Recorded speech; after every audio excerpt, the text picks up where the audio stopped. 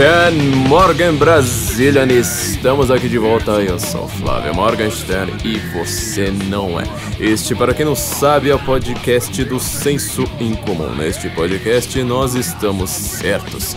Se você discorda da gente, você está errado.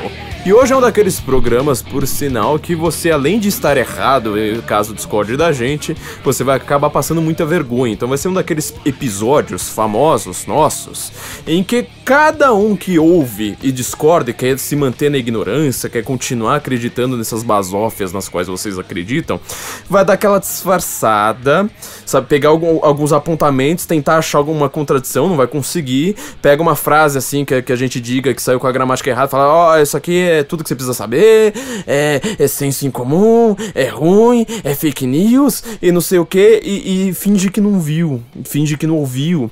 Aí cada vez que ouve, alguém cita, coloca o link lá, o cara sai correndo assim, de medo, nossa, aquele link perigoso, não, vamos sair de perto. Em compensação, os nossos ouvintes são pessoas sóbrias, cultas, educadas, edulcoradas, são pessoas acima do restante da humanidade, vão ouvir com um caderninho na mão já, citando nomes, anotando tudo, ouvir e reouvir. Então não se esqueça, gente, esse vai ser um daqueles episódios pra soltar um pouco de faísca na galera. E você, provavelmente, você tá vendo que a grande briga neste momento, esse momento do Brasil, é quem é que tenta parecer inteligente. Quem é que tenta parecer inteligente? Então assim, a gente tem a pedra de toque da inteligência brasileira agora se chama Olavo de Carvalho. Então quer dizer, ou você fala assim, olha, mas você não leu Olavo de Carvalho, portanto você é um ignorante, ou então a comunada ela vai dizer, eu tudo do Olavo de Carvalho. Até saiu uma coluna maravilhosa, na verdade acho que não foi uma coluna, foi uma entrevista na Folha maravilhosíssima. Eu achei sensacional o título, daquele professor de filosofia da USP, creio eu que ele já esteja aposentado. Ele escreveu uma coisa assim que eu falei assim, nossa, isso aqui foi a coisa mais significativa do Brasil em muito tempo, porque o cara conseguiu reunir numa frase tudo que você precisa entender sobre a inteligência brasileira atualmente, que é o Gianotti, acho que é Gianotti o nome dele, né, um cara meio famosinho por aí, que ele diz, antes nós tínhamos Marilena Chaui. Hoje nós temos Ernesto Araújo. Quer dizer, o cara tá querendo fazer com que os eleitores do Bolsonaro se sintam mal com essa frase. Você fala, cara, mas vocês também não se ajudam, né?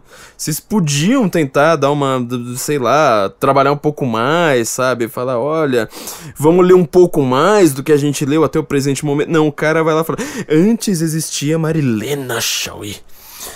Eu odeio a classe média. Agora existe Ernesto Araújo, né? Quer dizer, ele tá querendo fazer com que nós nos sintamos mal porque tem o Ernesto Araújo hoje. Bom, enfim. Hoje o programa vai ser a respeito de como parecer inteligente. Quer dizer, hoje em dia tá todo mundo tentando parecer inteligente, então algumas pessoas tentam parecer inteligentes lendo mais do que se leu na academia, e outras pessoas tentam parecer inteligentes simplesmente falando, olha, eu não leio, portanto eu sou mais inteligente. Eu só leio o que meu professor me manda, portanto eu sou uma pessoa erudita, sou um verdadeiro inteligentão. Cadê minha coluna na Folha? Cadê a Globo News me convidando para ser um especialista em algum assunto aleatório hoje? Então, para você que quer parecer inteligente, a gente sempre dá uma dica aqui inicial de todos os nossos episódios do nosso podcast, que é você vai ter que parecer inteligente também no seu currículo. Então, não conheça a CV para VC. Nós temos uma parceria com a CV para VC. Eles vão mostrar no seu currículo como você é inteligente de fato. Não essa coisa, sabe, Gianotti da vida, não essa coisa meio Marilena Chauiesca, de tentar parecer inteligente, todo mundo na verdade tá rindo da tua cara. Ou você começa a dar berros contra a classe média achando que tá parecendo inteligente. A CV para VC, ela vai pegar o seu currículo nessa nova era e vai transformar o seu currículo em uma coisa destacada. Quer dizer, toda vez que você manda um currículo por aí, ele tá naquele perfil de internet, sabe, que você pega um padrãozinho de internet, pronto, todo mundo vê lá, todos os currículos são meio iguais, joga ali no canto. Como você vai se destacar para ter um novo emprego agora, ainda mais com a economia se abrindo, ainda mais com bolsa batendo recorde atrás de recorde todo santo dia, com o real sendo a moeda mais valorizada do mundo, você vai ter que aproveitar os serviços da CV para VC. Eles vão fazer o currículo, literalmente o currículo para você, que vai te dar algum destaque neste meio tão competitivo de briga de foice no escuro. Eles vão realmente mostrar, falar assim, ó, pegar sua inteligência e falar assim, ó, vamos transformar isso numa inteligência de currículo, um currículo que mostre quais são as suas verdadeiras qualidades, sobretudo se você for ouvinte do Senso Incomum, né, aqui do Guten Morgen. Então, entra lá em Senso Incomum, você já conhece o endereço do nosso site, né, sensoincomum.cvpravc.com.br. Eles vão fazer um currículo para você e através desse endereço exclusivo aqui para os ouvintes do Guten Morgen, né, sensoincomum.cvpravc.com.br, você ainda terá direito ao guia de busca de vagas, ou seja, como você vai conseguir buscar seu emprego com mais rapidez. Ali eles têm os melhores métodos, as melhores ferramentas, e além disso você ainda vai ter o guia para como se comportar em uma entrevista, quer dizer, uma coisa bem objetiva, na hora que o cara fazer a pergunta tal, é pra você responder X, então é uma coisa bem objetiva para você também conseguir se destacar numa entrevista. Então, além de tudo, além de nós deixarmos os nossos ouvintes mais inteligentes, mais cultos, lendo muito mais do que acadêmico, lendo muito mais do que colunista da Folha. O colunista da Folha também é um péssimo exemplo, né? Lendo muito mais do que... O que é mais do que colunista da Folha? Acho que, na verdade, a esquerda, ela chegou no seu ápice. O zênite da esquerda hoje é ser colunista da Folha. Eu tô tentando pensar em algum exemplo melhor, mas não consigo. Mas, enfim, vocês entenderam a intenção da minha piada. E você vai ter ali o seu currículo, vai ter o seu emprego, ou mesmo que você esteja empregado, você quer uma promoção, você que está querendo ali chegar a ser contratado por uma nova empresa que vai te pagar melhor, então você entra lá em sensoincomum.cvpravc.com.br e eles vão fazer de fato o que você precisa no seu currículo para você se destacar. Então, nossos ouvintes, além de ficarem mais inteligentes, eles acabam ficando mais empregados com mais dinheiro. Nós somos uma maravilha também, né? Gente, acho que a grande discussão recentemente... Uma das grandes discussões, na verdade, esse começo de governo Bolsonaro tá gerando uma discussão a cada mais ou menos meia hora, mas uma das coisas que mais me chamou a atenção, era um assunto que eu queria já comentar aqui há um bom tempo, é que o Bolsonaro, no seu discurso de posse, ele falou uma coisa que irritou todos os jornalistas. Tudo.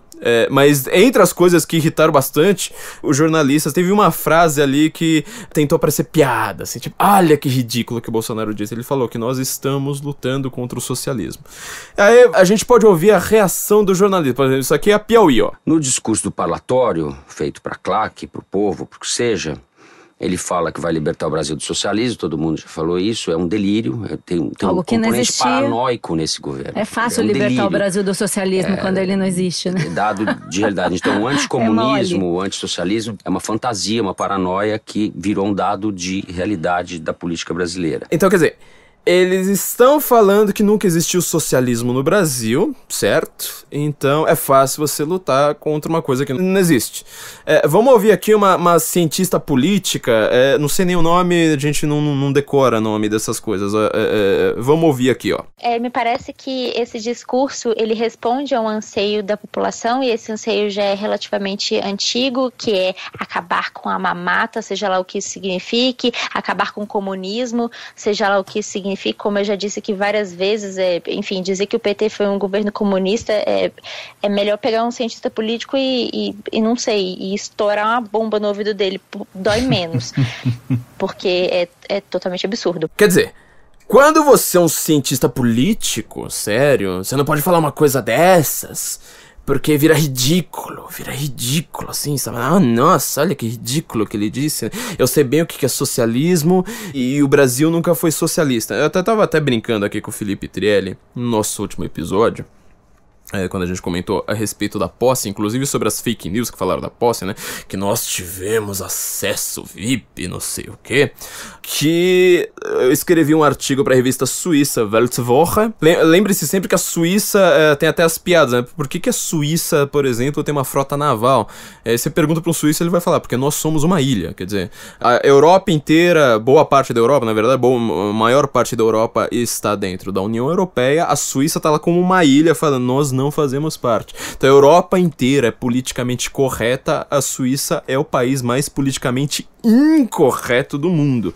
A Welt Woche, ela fez um artigo de capa, né, com uma chamada na capa, pelo menos, que fui eu que escrevi, falando do que o Bolsonaro, a chamada de capa era Bolsonaro der Hoffnungsträger, né, quer dizer, o Bolsonaro é aquele que traz a esperança, né, o arauto da esperança. E aí você vê, né, tipo, não, a Suíça realmente ela pensa mais ou menos o contrário do restante da Europa. E nesse artigo eu mandei pra eles falando, né, a respeito do que foi o governo do Fernando Henrique, que foi o governo Lula. Eu sempre colocava lá social-democratas, esses governos foram sociais-democratas. E quando eu passei pela revisão, colocaram lá de volta, me mandaram de novo o artigo, tava lá tudo escrito, socialismo. Não, o governo é socialista. O governo é socialista. Quer dizer, um país capitalista como a Suíça, a grande dificuldade de você explicar para um suíço, na verdade, né, o suíço que tem melhor sistema bancário mais robusto do mundo, certo? Eu conheço o Nassim Nicholas Taleb, que ele explica isso aí muito bem, né? Trabalhou no sistema bancário suíço por muito tempo. A grande dificuldade é você virar para um suíço e falar assim, olha, você sabia que lá no Brasil as pessoas se consideram capitalistas? Elas acham que elas vivem no capitalismo? Elas acham, assim, que lá porque tem empresas, eles são capitalistas. O suíço dá risada. Inclusive, no meio desse artigo, eu comentei das manifestações de rua do Brasil, falei que um dos slogans que apareceram ali desde 2015 foi o slogan menos Marx, mais Mises. Eles deixaram até o slogan em inglês, não entendi bem porque na revisão. É menos Marx, mais Mises. Eu acho que para um suíço a grande dificuldade é você explicar quem é Marx, não quem é Mises, porque aqui no Brasil você falar em Mises, ninguém vai, dá risada, não sei o que, nunca li, ninguém na universidade lê, então também não vou ler porque eu só leio o que o professor me manda, etc. Na Suíça, que o povo tem a melhor educação do mundo, acho que só perde pra Singapura, se não me engano, tem a melhor educação do mundo, entendeu? Você não precisa explicar, olha, Mises, sabe, fazer aquela notinha, Mises é um cara, não sei o que esse pessoal lê na internet, blá, blá. Não, lá é todo mundo falando, não, eu sei quem é Mises. Talvez você tenha dificuldade de falar assim, Marx é aquele cara, aquele cara lá da União Soviética, né, Pol Pot, Camboja, Vietnã. Quer dizer que no Brasil as pessoas leem isso, né, os caras, é meio chocante pra eles, então a coisa é um pouco contrária. Para as pessoas que entendem de fato o que é socialismo, a grande dificuldade, na verdade, é o contrário. É você explicar que no Brasil as pessoas acreditam de fato que vivem num sistema capitalista. E como eu estava falando, o Guten Morgen, na verdade, para quem conhece já o nosso podcast, né, nossos episódios, nós estamos no YouTube agora também, né? Vocês já sabem disso. youtube.com/Senso em Comum Oficial, tão simples quanto parece. Então todos os nossos podcasts no YouTube e também nosso videocast agora, né? Nós temos agora nossos episódios em vídeo, né? Nós entrevistamos o Eduardo Bolsonaro, nós explicamos que é estado laico, nós estamos ainda com alguns vídeos que nós gravamos até no ano passado para serem divulgados. Mas aqui no Guten Morgen e também no nosso videocast, o que a gente mais gosta de fazer é colocar definições corretas. Quer dizer, falar assim, olha, o que vocês estão falando, vocês não sabem nada, nós sabemos, então a gente vai explicar direito para vocês com a nossa modéstia infinita. Lembra bastante aquela frase do Sócrates, né? O Sócrates diz que o início da sabedoria é a definição dos termos. Eu sempre cito isso aqui, né, nosso momento Grécia Antiga, que o Sócrates, ele tá lá na Ágora Ateniense, ele tá conversando com todo mundo, mas em quem ele mira, de fato, são as grandes autoridades de Atenas, os grandes intelectuais, quer dizer, ele tá mais ou menos como se ele estivesse no Twitter, começa a falar assim, Tico Santa Cruz, vem aqui, vamos conversar, o Márcia Tiburi, vem aqui, o Eliane Brum, vem aqui, vamos conversar aqui a respeito do que vocês estão dizendo, né, e vamos ver se vocês sustentam de fato o que é que vocês dizem. Começa a falar assim, eu acho isso aqui belo. O que é o belo? E começa a buscar definições corretas, né? Isso foi o que o Eric Fögling chamou de um dos grandes saltos no ser. Quer dizer, você, a partir daquele momento com Sócrates fazendo isso, você, pela razão, pela primeira vez na humanidade, porque antes a gente vivia num tempo mitológico, né? Num mundo mitopoético, você conseguiu, pela razão, conseguir ter uma definição de termos extremamente adequada, assim que surge a filosofia. Então a gente está tentando aqui ser um pouco socrático da nossa maneira brega de ser, que é definir termos. Falar assim, o que é socialismo? A primeira coisa que eu digo, pareceu Miriam Leitão dando risada, falando, olha que ridículo, esses caras falam em socialismo, não sei mais o que. Eu acho que assim, para começar, a gente precisa definir de fato, os termos de uma maneira um pouco mais adequada. Vocês que falam tanto que são acadêmicos, vocês leem, porque meu professor não sei o quê, porque eu acabei de entrar na faculdade de História, já é um pessoal assim que tem 17 para 19 anos, eles começam a formar a visão de mundo deles ali e aos 19 anos estanca, não entra mais nada. Vira um negócio fechado, uma casca de nós, assim, parecendo aquela da era do gelo que não se abre mais de jeito nenhum. O cara fica com o cérebro do tamanho daquela casca de nós e achando que ele tá arrasando. Só que a aposta deles é correta. Fala assim, eu tô arrasando porque todo mundo ao meu redor, inclusive meus professores, estão com esse cérebro com uma casca de nós. Então eu também vou virar professor, daqui a pouco vou ter alunos com cérebro com uma casca de nós um pouquinho menor que a minha, então eu ainda vou ser glorificado. E a aposta é correta, quer dizer, dentro desse sistema universitário brasileiro, todo mundo tem o cérebro do tamanho dessa casca de nós, ninguém consegue ter uma definição mais correta. Vamos lá, ó. Eu sempre citei um dos grandes estudiosos sobre comunismo da modernidade, que é o Art Brown. Art Brown, historiador britânico. Esse livro dele, assim, tem mais de 900 páginas. A bibliografia, assim, sabe aquela parte do livro que, assim, cada linha é só o livro que ele cita. Só um livro que ele cita, próxima linha é outro livro, não sei mais o que. Só a bibliografia tem mais páginas do que toda essa galera aí que a gente acabou de ouvir, certo? Leu na vida sobre o termo, né? Inclusive eu lembro que uma vez numa comunidade da USP eu brinquei assim, falei assim, gente, leiam esse livro. Deixei até uma resenha que eu tinha feito a respeito do livro. Alguém foi lá e falou assim, Ascensão e Queda do Comunismo? Comunismo nunca existiu. Ha, ha, ha, ha, ha. Esse é o historiador ridículo. O Art Brown, ele explica que ele usa o termo comunismo sempre com C maiúsculo, porque ele quer se referir a este movimento comunista internacional. Quer dizer, aquele movimento começa com a Revolução Russa, pegando ali de Marx, que já tinha feito uma espécie de primeira internacional, não sei mais o que, e tal. Ele fala assim, a primeira coisa que você precisa saber, todos esses caras, todos o que a gente chama de dirigentes comunistas, né? Porque assim, o dirigente o que é? São os ditadores, os totalitários, os genocidas, os desgraçados, que muitos deles mataram mais do que Adolf Hitler, certo? Aí sai na mídia assim, tipo, como que você vai chamar o cara lá de Cuba? O dirigente de Cuba, né? Porque você não fala assim, o ditador desgraçado, esse cara que deveria ter sido retalhado em praça pública, certo? O dirigente Fidel Castro, o dirigente do Partido Comunista Chinês, o dirigente da Romênia, da Alemanha Oriental, da Albânia, então, esses dirigentes, eles nunca se chamaram de socialistas, eles se chamavam de comunistas. Então você tá simplesmente honrando ali o termo. Segundo lugar, é quando ele usa comunismo com C minúsculo. Esse comunismo que as pessoas pensam, que quer dizer, a fase socialista seria a fase do Estado totalitário preconizado por Marx, em que você vai lá estatizar todos os meios de produção, etc, etc, etc.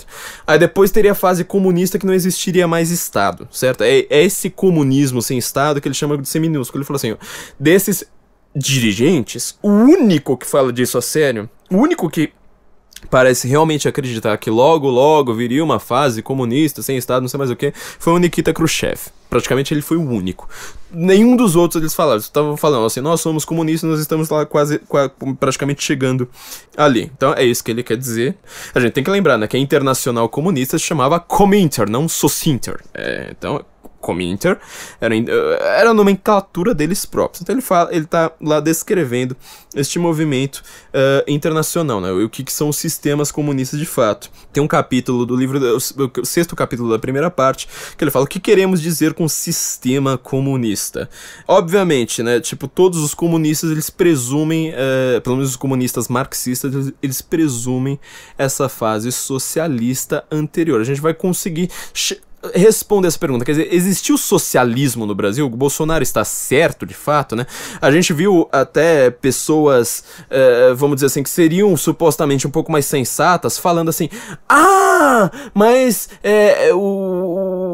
eu acho que o Bolsonaro, ele realmente acredita nisso, ele realmente acredita que o PT é a mesma coisa que a União Soviética, tipo de análise, assim, realmente burra, né? Uma análise que, de gente que realmente não tem uma leitura correta da realidade, ou então aquela coisa de sempre, né?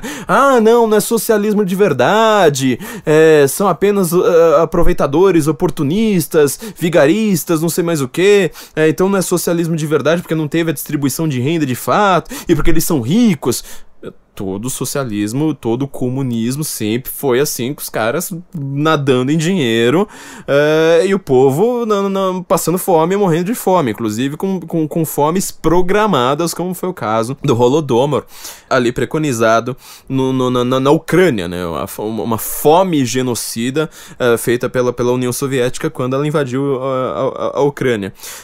Então não acho que isso aí seja adequado, certo? Mas vamos analisar então de fato o que é esse movimento, esse sistema comunista. O Arthur Brown ele começa falando que realmente eles preconizam o socialismo, essa fase socialista anterior. Agora, tem um problema que aqui eu já chamo muita atenção de todo mundo.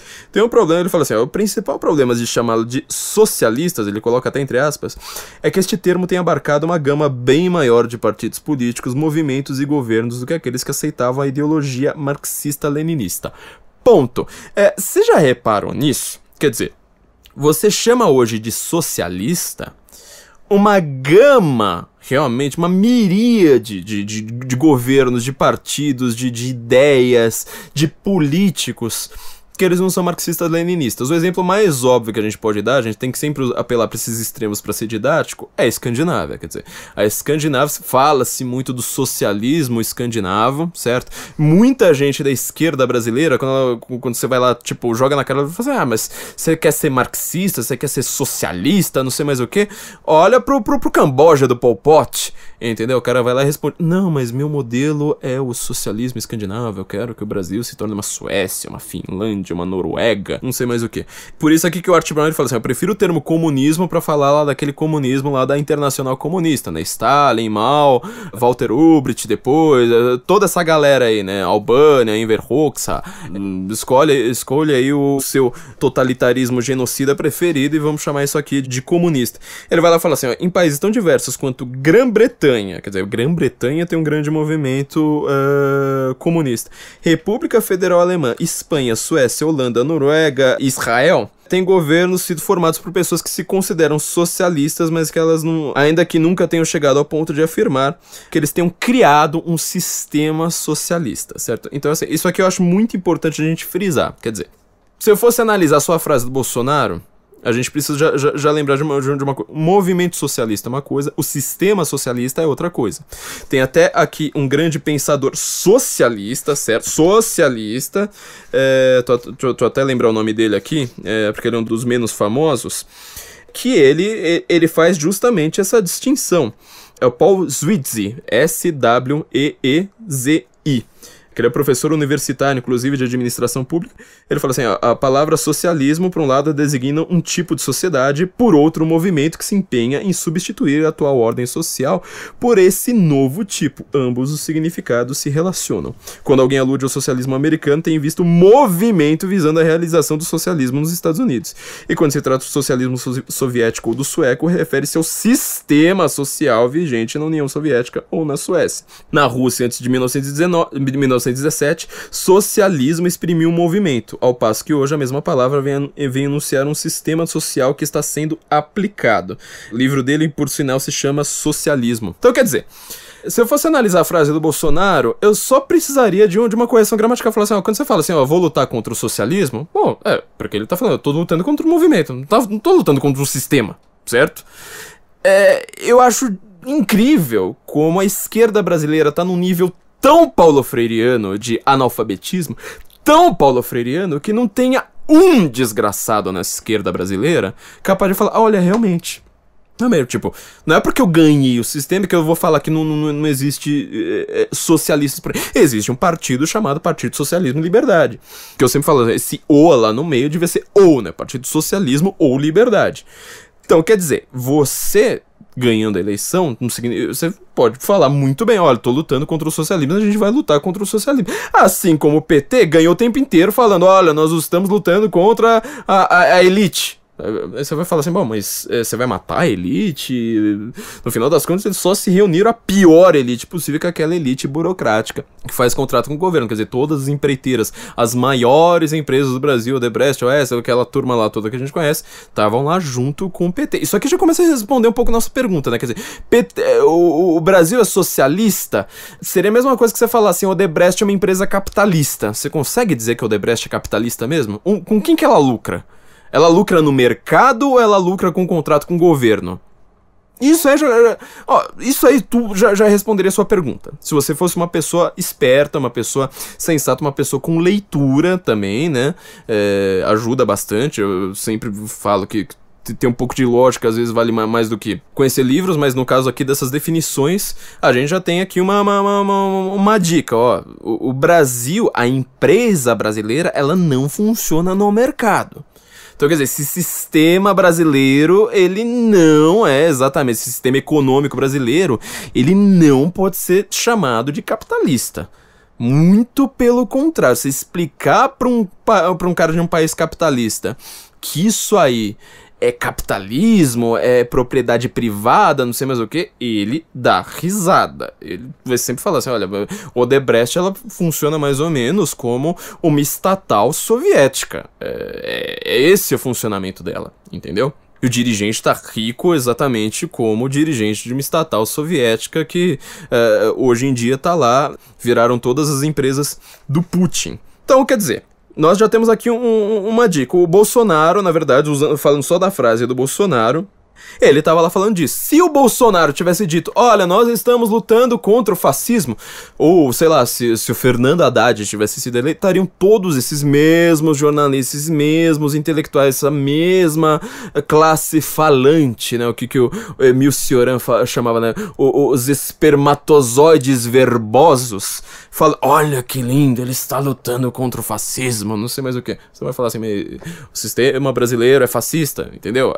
Tem complicações aí, tem complicações. Pior, o sistema brasileiro parece muito mais com fascismo do que vocês estão imaginando, né? Sobretudo nossa CLT, que a esquerda tanto defende.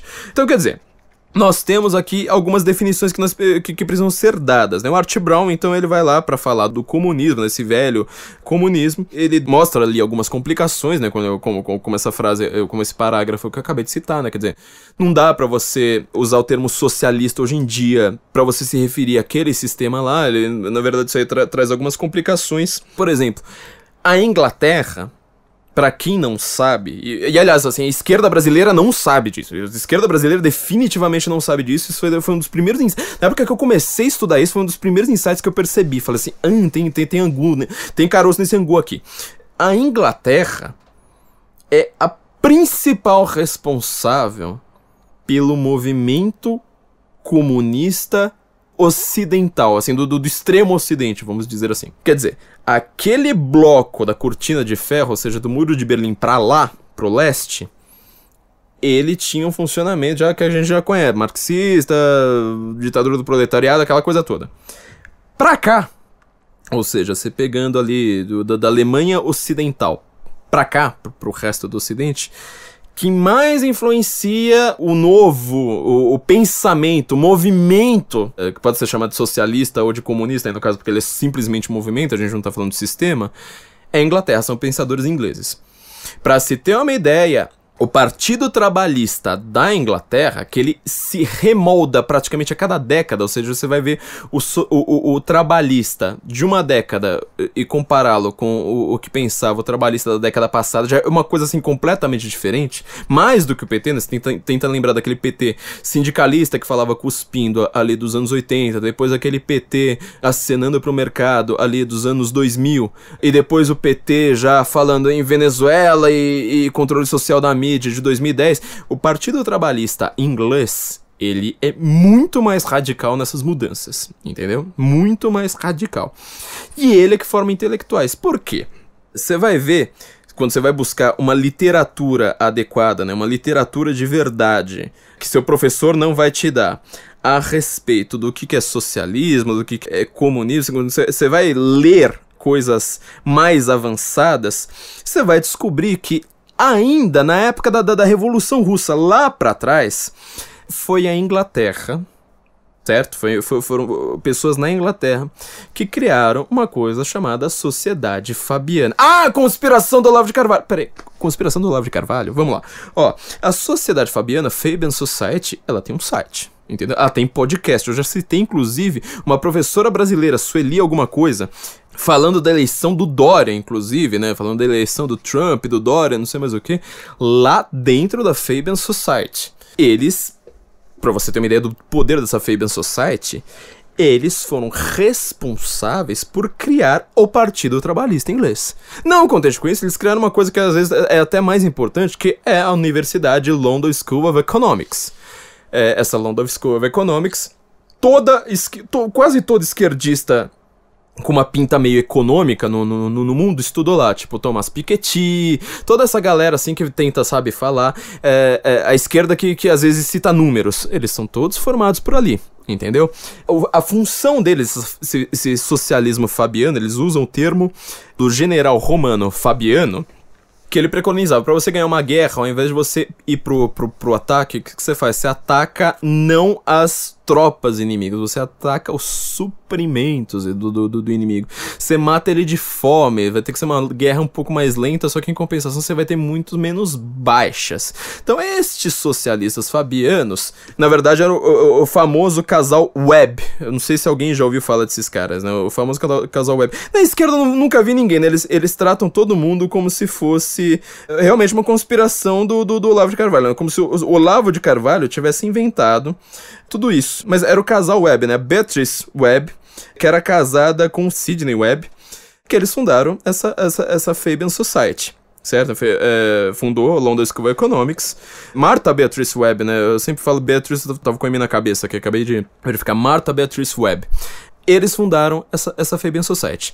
O que acontece? Essa Fabian Society, eles tiveram até depois, posteriormente, usaram como símbolo uma tartaruga, quer dizer, o socialismo lento. Eu comentei num episódio, primeiro episódio famoso do Guten Morgen, lá nos idos de sei lá quando, no nosso episódio número 10, não é você que pensa o que pensa, George Soros pensa por você, eu tava comentando, a partir mais ou menos da década de 40, da década de 50 sobretudo, essa Fabian Society, ela vai se espalhando, né? Quer dizer, ela vai tendo diálogos com o movimento trabalhista na Inglaterra, na Alemanha, com o movimento trabalhista na França, com o movimento trabalhista, por exemplo, sabe onde que ela vai chegar? No Brasil, na década de 90, nas mãos do Fernando Henrique Cardoso, que ele era ligado ao Tony Blair. Você lembra como ele era amiguinho do Tony Blair? Tirava foto com o Tony Blair. Não, porque o Tony Blair... nossa, como é lindo o Tony Blair, não sei mais o que.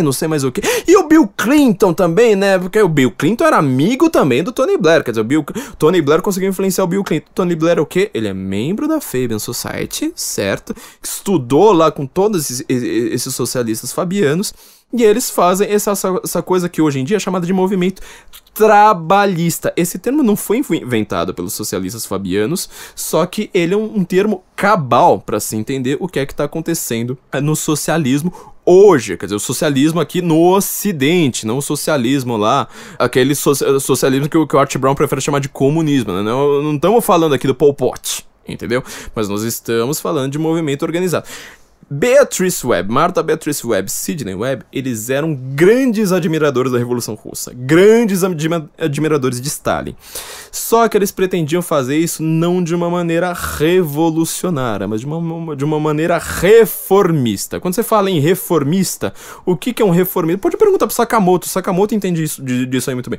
Ele se considera um reformista, ele fala, não sou revolucionário, eu sou reformista. O que é reformista? É você pegar todo esse panorama que se chama de democracia ocidental e falar, vamos criar leis, vamos criar reformas internas para que o socialismo chegue naturalmente, sem rupturas, sem grandes saltos de dentro da democracia. Começa-se a desenhar uma coisa chamada socialismo democrático. Será que foi o Olavo de Carvalho que inventou isso ou você já ouviu falar de socialismo democrático 1 milhão de vezes na sua vida? Mas você nunca estudou o que é, né? Miriam Leitão, fala pra mim. Miriam Leitão, você já leu um livro sobre isso? Eu te dou a bibliografia aqui. Você já leu um livro? Então, assim, a Martha Beatrice Webb, o Sidney Webb, eu considero até a Beatrice Webb mais vamos dizer, importante na configuração do que o próprio Sidney.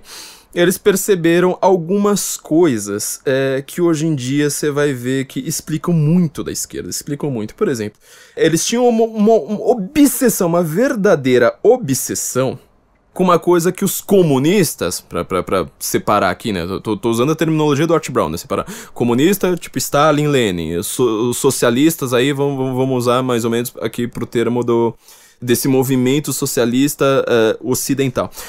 Os comunistas, eles tinham uma preocupação, só que eles não tinham uma preocupação tão exagerada como as questões que a esquerda moderna pegou para ela. Por exemplo, a questão do aborto. O aborto, para quem não sabe, ele foi realmente praticado na União Soviética, Alemanha nazista, todos os grandes totalitarismos. O aborto, todo mundo entendia, sempre entendeu a coisa mais óbvia, você matar uma criança no ventre da mãe. Certo? Essa é a coisa...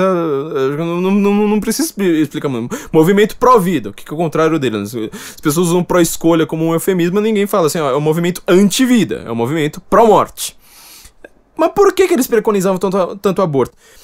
Lá na Inglaterra, foi o palco da Revolução Industrial.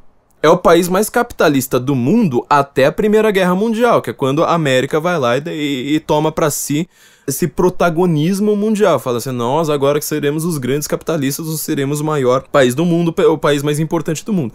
Mas até aquele presente momento, a Inglaterra é o grande palco da Revolução Industrial. A Revolução Industrial, ela, em matéria, vamos dizer, de estatística, ela é um pouco assustadora para uma pessoa de esquerda. Porque, assim, você já vê aqueles filmes, né, da Revolução Industrial, criança cheia de piche na cara, trabalhando lá 18 horas por dia, desde os 4, 5 anos de idade e tal.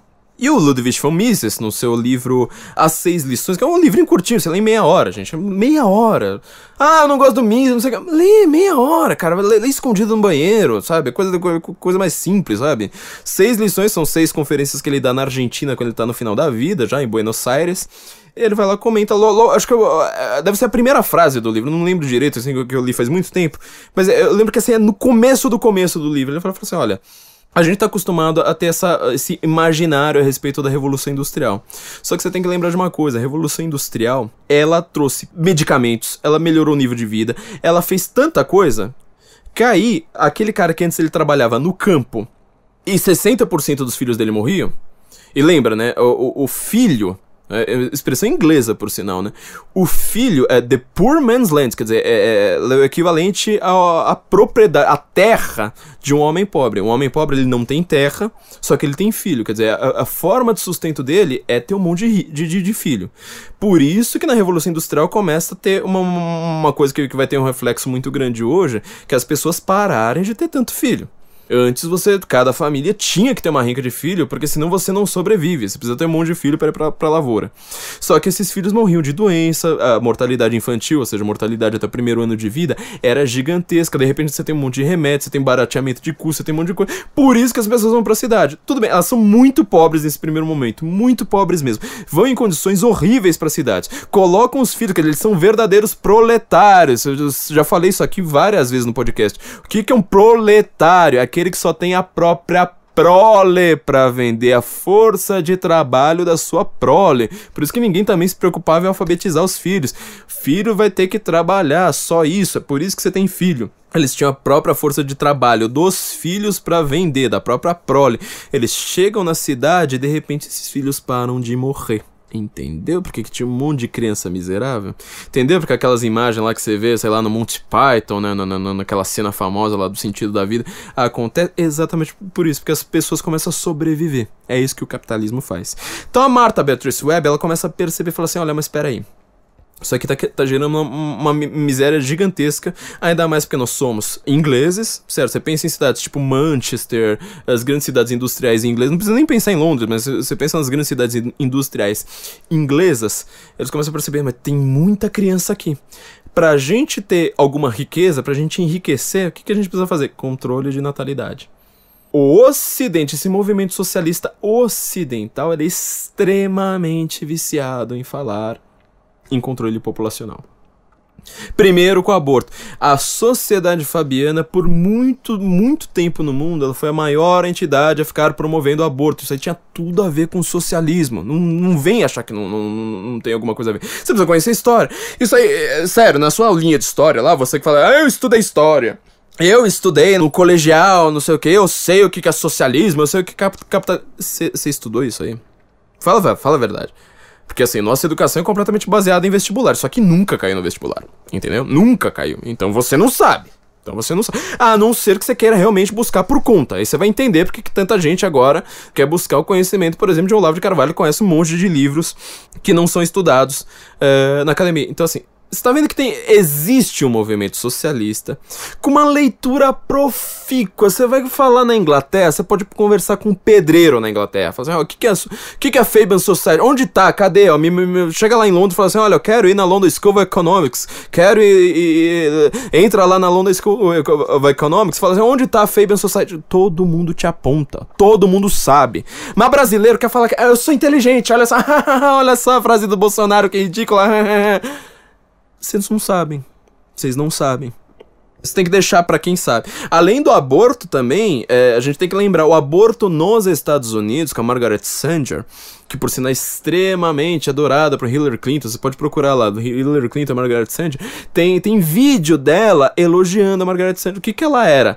Ela estava lá nos Estados Unidos, preconizando o aborto, criando uma coisa chamada Planned Parenthood, que o Trump, a grande promessa de campanha dele era que ele iria começar a debunker, né, a tirar os fundos ali da Planned Parenthood, e logo de cara ele não consegue tirar os fundos dela nos Estados Unidos, mas a atuação internacional dela ele pode, então ele foi lá, tirou os fundos, que eram fundos federais, aí no caso, tirou do México logo de cara, enquanto que a Hillary Clinton falava claramente, não, eu quero dar mais dinheiro pra Planned Parenthood. Eu escrevi um texto a respeito dela no Senso em Comum, nos primórdios do site, que a gente tá comentando o que é essa Planned Parenthood. Na América tinha uma questão racial que não existia na Inglaterra, quer dizer, os brancos querendo fazer um socialismo, eles falam assim, não, nós queremos aqui distribuição de renda, controle populacional, não sei mais o que.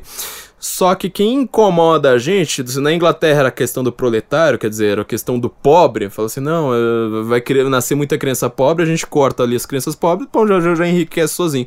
Nos Estados Unidos, além de tudo, ainda tinha um componente racial, então quer dizer, o pobre nos Estados Unidos, além de tudo, era negro.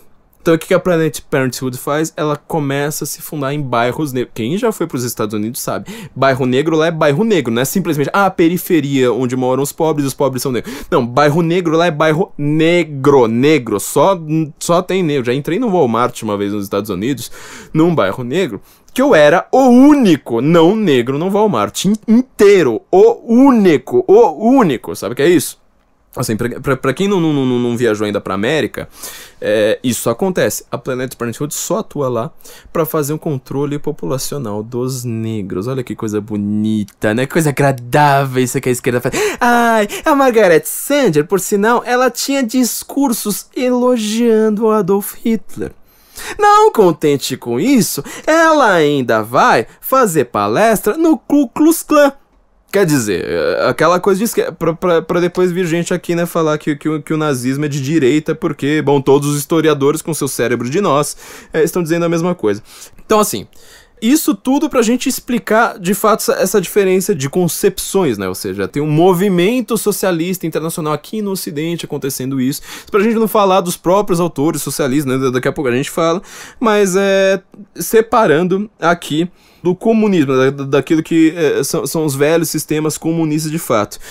Isso é uma distinção importante, quer dizer, você sabendo disso, você consegue entender uma frase do Bolsonaro. E aí você vai falar assim, bom, agora eu sou inteligente de fato. Só que se você não souber disso, você vai falar assim, nossa, agora eu sou hiper inteligente, nossa, olha como eu vou arrasar, vou fazer podcast, porque eu sou cientista político, falar isso pra um cientista político é ridículo, olha só que coisa ridícula. O Archie Brown, pra definir aquele comunismo lá de fato, comunismo mais famoso, o comunismo que a gente comenta o tempo todo, ele dá algumas distinções. Ele falou assim, a primeira característica definidora de um sistema comunista é o monopólio do poder do Partido Comunista. Aqui não tem muito segredo, certo? Quer dizer, os sistemas comunistas das antigas ali, que a gente conhece, todo o poder ele é monopolizado. Isso significa o quê? É uma distinção importante do próprio Karl Marx. Se você quiser entender, por exemplo... Aqui eu faço uma pergunta adicional, né? Você sabe o que é ditadura do proletariado? Por que Marx usa esse termo, ditadura do proletariado? Vocês não leram Marx, né, gente? Vocês falam, mas não leram Marx. O Marx, ele concorda com Tocqueville, que era mais ou menos o seu contemporâneo, mas os dois nunca se leram, os dois nunca se conheceram. Ele concorda com Tocqueville em uma coisa: os dois descrevem a democracia fazendo analogia com teatro. Fala assim, isso aqui é simplesmente um teatro. Pro Tocqueville, por umas razões mais próximas do que nós consideramos os erros da democracia, né? Ele era um monarquista. E pro Marx, ele fala assim, todo cara que é eleito democraticamente, ele tá mirando ali sobretudo na República Francesa, todo cara que é eleito democraticamente, ele está representando os interesses da sua própria classe. Lembra que pro Marx praticamente não existe indivíduo, só existe classe social. Então, se você está, por exemplo, num país como o Brasil, seria a análise que o Marx faria do Brasil atual. Fala assim, se você está no Brasil, por que elegem Fernando Henrique Cardoso? Porque ele representa o interesse da classe burguesa.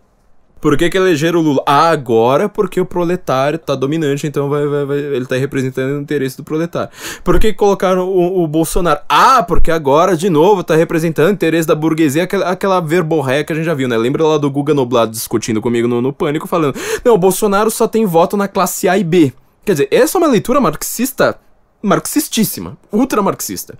Marx concordaria completamente com o Guga Noblat. O problema é que a realidade diz o exato oposto. Mas então Marx ele vai falar assim, olha, então a gente vai substituir o interesse burguês, que é por isso que Marx fala, né? Democracia burguesa. Democracia burguesa. Tudo que você vai falar a respeito a crítica da esquerda a respeito dos países livres do Ocidente, fala assim, mas são democracias burguesas, quer dizer, só o burguês está no poder. Quando você vai fazer a revolução socialista, o que ele diz? Agora nós vamos colocar o interesse do proletário. Pro Marx, toda a democracia é uma ditadura, porque ela representa apenas o interesse da classe dominante. Quando você faz uma revolução, Marx quer substituir aquilo e fala assim, então agora nós criamos a ditadura do proletariado. Olha, você reparou que Marx ficou até um pouco mais brando com a minha descrição. É pra você ver assim como que você precisa ler de fato, você precisa ler. Eu leio os caras da esquerda, eu leio tudo. Agora eu quero ver se esses cientistas sociais, né, essas pessoas tão inteligentes, leem também. Entendo do que eu tô falando. Então aqui, a primeira parte aqui do que o Brown fala é muito clara, muito óbvia pra gente. Ainda a gente não precisa se aprofundar, vamos dizer, de uma maneira muito grande, porque, sei lá, acho que isso aqui é fácil de entender pra todo mundo. A segunda característica, isso aqui segundo Art Brown, definidor de um sistema comunista, pra ver, a gente vê, né, existiu o comunismo no Brasil, socialismo e tal, era um conceito que é o centralismo democrático, um conceito que muita gente já tinha estudado. O que é centralismo democrático?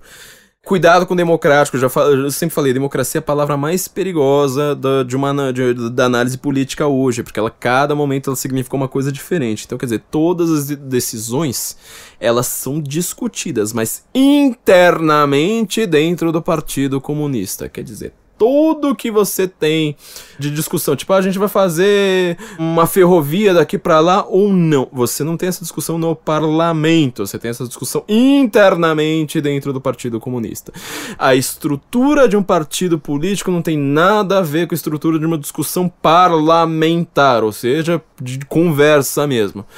Ali é uma discussão de poder, uma discussão já hierárquica determinada de antemão. Quer dizer, você não entra ali no PT e tenta propor uma discussão pra você ver. Não, mas tem que ver os delegados, você tem que formar delegados pra discutir não sei mais o que, vai ter uma assembleia, enfim, toda a discussão ela é feita dessa forma. A terceira característica fundamental de um sistema comunista é a posse não capitalista dos meios de produção. Aqui eu vou fazer um paralelo com o Brasil. Eu vou falar assim, olha, existe propriedade privada no Brasil? Sinto uma leve, suave fragrância de enxofre no ambiente. Neste momento, Satanás está tentando a sua alma para tentar falar pra você, assim, sobe sussurrando com aquela voz de serpente no seu ouvido, dizendo: óbvio que existe propriedade privada no Brasil, existe empresa, a gente anda de iPhone, aqui a gente anda de carro, então existe propriedade privada no Brasil. O Brasil nunca foi socialista, muito menos comunista. Comunista, não estou dizendo que o Brasil foi comunista, só que assim, isto aqui, esta parte, é uma coisa que pouca gente no Brasil percebe, e muito menos na esquerda, que é quem mais defende isso aqui, então portanto deveria entender o que é que defende, a respeito de propriedade privada. Por isso que isso tira sarro da gente quando a gente fala que a gente vive num país capitalista. Existe propriedade privada no Brasil? Bom, entra lá na Constituição, você vai ver que fala assim, olha, existe uma coisa chamada função social da propriedade. Lembra que eu falei de reformismo, de você tentar fazer reformas internas? Quer dizer, as próprias leis vão exigindo que o socialismo ele vá se consubstanciando. Então, existe a possibilidade do Estado te permitir possuir uma propriedade privada. Só que essa propriedade privada não é um direito sagrado, sacrossanto, inviolável, como é para um país capitalista. Pensa na América. A Inglaterra já nem consegue pensar direito. Pensa na América. Pense na Suíça. A América não existe função social da propriedade. Pensa no Israel, sei lá, um dos grandes países capitalistas de fato. Aí eu falo capitalista é Tucor mesmo, é Singapura, sabe, países, tipo, os paraísos fiscais que você tanto diz. Existe função social da propriedade ali? Não. Você vai entender por que o MST é tão importante pro PT por causa disso. Para a forma como está desenhada a Constituição brasileira, o sistema econômico e político brasileiro, tudo que você tem de propriedade privada, sobretudo de meio de produção, precisa atender uma função social ou você é expropriado pelo Estado. A gente já vai entender algumas coisinhas a mais disso. Só que com isso você vai conseguir entender porque, em primeiro lugar, a gente tem tanto imposto. Isso é uma coisa que até os liberais, que não são nada inteligentes, conseguem entender. Porque a gente tem tanto imposto. Mas, sobretudo, uma coisa mais importante, que toda a propriedade privada dos meios de produção no Brasil, ela é posta em xeque. Tudo que você tem de produção de fato, eu não falo nem de imposto, é de produção de fato, precisa atender um certo dirigismo estatal. Lembra do centralismo democrático, a segunda característica? Precisa atender um certo objetivo. Lembra do Itamar Franco, que foi, olha, inclusive foi um dos nossos menos piores presidentes? O Itamar Franco querendo falar assim, Volkswagen, volta a produzir Fusca, porque eu gosto do Fusca. Quer dizer, o governo vai falar assim, olha, eu tô querendo aumentar a produção de uva no Nordeste. Ele vai lá, diminui o imposto, bota uma empresa lá pra produzir uva no Nordeste, tá lindo. Na hora que o governo, ele tem um plano econômico XYZ, a gente tem que lembrar da história dos nossos planos econômicos, como todos eles foram uma desgraça. Ele vai lá e fala assim, não, mas agora eu quero aumentar a produção de leite. Ele vai lá, tipo... com imposto, com incentivo fiscal, com subsídio, com todas essas coisas, ele faz um dirigismo, ele pode até patrocinar uma empresa, depois ele vai lá, prejudica o outro setor, e assim por diante. Você vai entender o que é o Odebrecht, o que é o AESP, por que todas as empresas estão na Lava Jato? Exatamente por conta disso. Por que o Lula, que era o proletário, ele quis se mancomunar justamente com empreiteiras, porque, em primeiro lugar, você faz aquelas coisas grandiosas, obras grandiosas, que eram do interesse do Lula, nem eram do interesse do Marcelo Odebrecht, eram do interesse do Lula, certo? Ele faz via empresas. Não contente com isso, como são empreiteiras que trabalham com construção civil, ele vai lá, emprega um monte de gente e fala assim, olha, melhorei a economia, porque agora o cara que estava lá desempregado, agora todo mundo virou pedreiro. Isso é dirigismo estatal. Você falar para um país capitalista, você falar até para um cara de esquerda na América, que você vive num país capitalista, quando você descreve esse sistema, o cara ri da tua cara. Porque você só ouviu falar de capitalismo em abstrato. A forma como você vê capitalismo... mas eu tenho iPhone. Filho, o iPhone, ele não é considerado para Marx um meio de produção. O que a União Soviética faz é uma estatização da propriedade dos meios de produção. Meio de produção para a época deles era fábrica. Quer dizer, você dentro de casa, você tem aquela casa, às vezes até como uma certa, às vezes com muitas aspas, propriedade privada de fato. Quer dizer, ali, até o governo para entrar, ele precisa ter lá pelo menos uma burocracia interna deles, falar assim, olha, para invadir a sua casa eu preciso ter um mandado da polícia. Tudo bem, né? Dentro de um sistema socialista vai ser muito mais fácil te considerar um contra-revolucionário, fazer igual naquele filme A Vida dos Outros, né? Entupir a sua casa de escuta, etc, etc.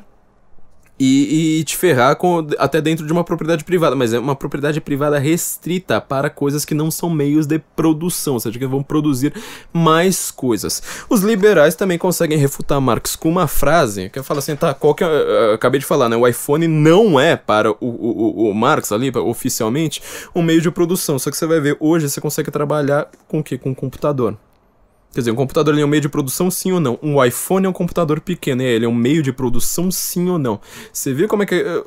Marx nada faz sentido. Só que o cara, ele entra na faculdade com seus 17 anos, vai falar assim, eu defendo os trabalhadores. Quem não defende os trabalhadores? A gente adora trabalhador. A gente não defende vagabundo. Aí é uma coisa da direita. A direita não defende vagabundo. A esquerda defende o trabalhador e o vagabundo junto. Só que ela vai falar, eu defendo os trabalhadores. E aí o cara vai falar assim, os meios de produção, lá o trabalhador tá na fábrica sendo explorado. Ele acredita naquele negócio, ele não consegue pensar. Fala assim, tá, tirando esses termos abstratos tão maravilhosos, glorificados, adorados por você, eu falo, as pessoas adoram palavras, elas se ajoelham a palavras, sem pensar na substância, no que elas querem dizer. Ele vai lá, ele não percebe que o próprio o iPhone dele, ele não consegue determinar, mas isso aqui é um meio de produção sim ou não. Quer dizer, complicou. Hoje em dia, não é nenhuma coisa de impressora 3D, hoje em dia, boa parte do que você tem, ele não se classifica muito bem na terminologia marxista, né? Tinha um meme famoso lá que os liberais passavam, que era tipo um cara com um carrinho de cachorro quente, falando assim, tá, uma descrição, né, do Marx falando ali do burguês como dono dos meios de produção, falando assim, o dono do carrinho de cachorro quente, ele é dono do meio de produção dele. E aí? Complicou, né? Você viu que o cara não é tão rico assim. Tem um historiador socialista, A.P. Thompson, britânico, por sinal, já que eu tô falando tanto da Inglaterra hoje, britânico, que ele foi um dos primeiros caras ali dentro do movimento marxista, ele era, se não me engano, ele era bem amigo do Hobsbawm, inclusive, né, outro britânico historiador, que ele foi um dos primeiros a falar claramente, olha, é impossível na humanidade, na história, você determinar quem é burguês, quem é proletário.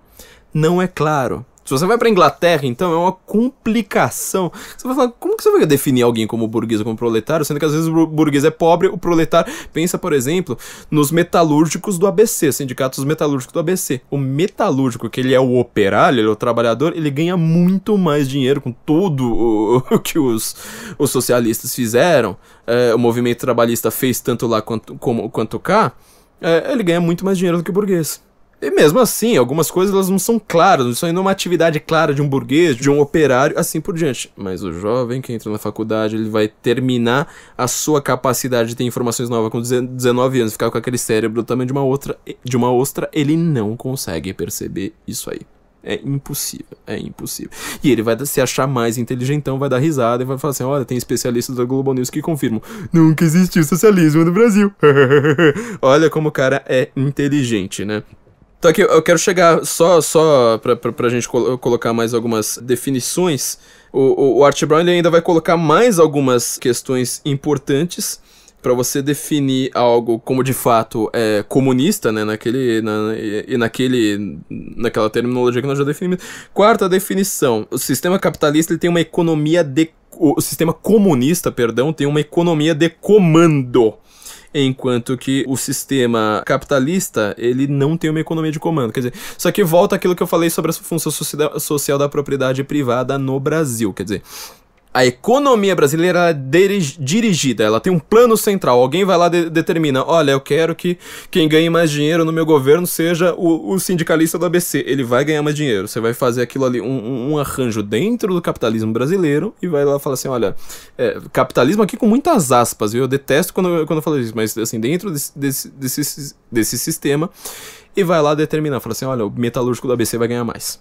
Ou então você faz um arranjo invertido, vai lá e fala assim, não, agora quem vai ganhar dinheiro é o produtor de sei lá o quê. Pronto, aquilo ali vai se conflagrar dessa forma. E aí nós vamos chegar também a uma outra definição que ele dá dos comunistas de fato, que era o propósito declarado de construir o comunismo. Aqui eu tô vendo de novo, sabe, tô sentindo aquele aroma de enxofre no ambiente contaminando todo o estúdio, chegando até os seus ouvidos, falando assim, mas espera aí, o PT nunca quis construir o comunismo. Vamos ouvir o que o PT tem a dizer internamente entre os seus, que é uma coisa que ele não diz em público, não diz no seu programa eleitoral e muito menos diz quando ele tá dando entrevista pra jornalista inteligentão. Vamos ouvir aqui. Olá, estamos iniciando o processo de discussão do segundo grande tema a ser abordado em nosso congresso, o socialismo petista, um conceito que está presente desde a criação do partido há 27 anos. A ideia do socialismo vem de longe, faz parte da tradição dos trabalhadores no Brasil. As primeiras associações operárias do século XX já defendiam ideias socialistas, lutando por salários, direitos e vida digna. O pensamento e a prática socialistas estiveram presentes nos últimos 100 anos, nas lutas sociais e políticas, na obra de artistas plásticos, músicos, escritores, arquitetos, acadêmicos e pensadores. O socialismo tornou-se uma referência para milhões de pessoas, identificado como uma sociedade mais justa e fraterna. Foi na luta contra as ditaduras, contra a desigualdade e as injustiças de toda a ordem, pela criação, ampliação e garantia de direitos e pelas liberdades civis e democráticas, que os partidos de esquerda assumiram o socialismo como alternativa ao capitalismo. O PT já nasceu com propósitos radicalmente democráticos e comprometido com a luta pelas liberdades políticas e os direitos sociais. Este compromisso radical com a democracia nos fez lutar pela superação do capitalismo e pelo socialismo como possibilidade de realização da justiça social e da democracia plena. A Carta de Princípios de 1º de maio de 1979 já deixava isso claro. O PT afirma seu compromisso com a democracia plena, exercida diretamente pelas massas, pois não há socialismo sem democracia e nem democracia sem socialismo.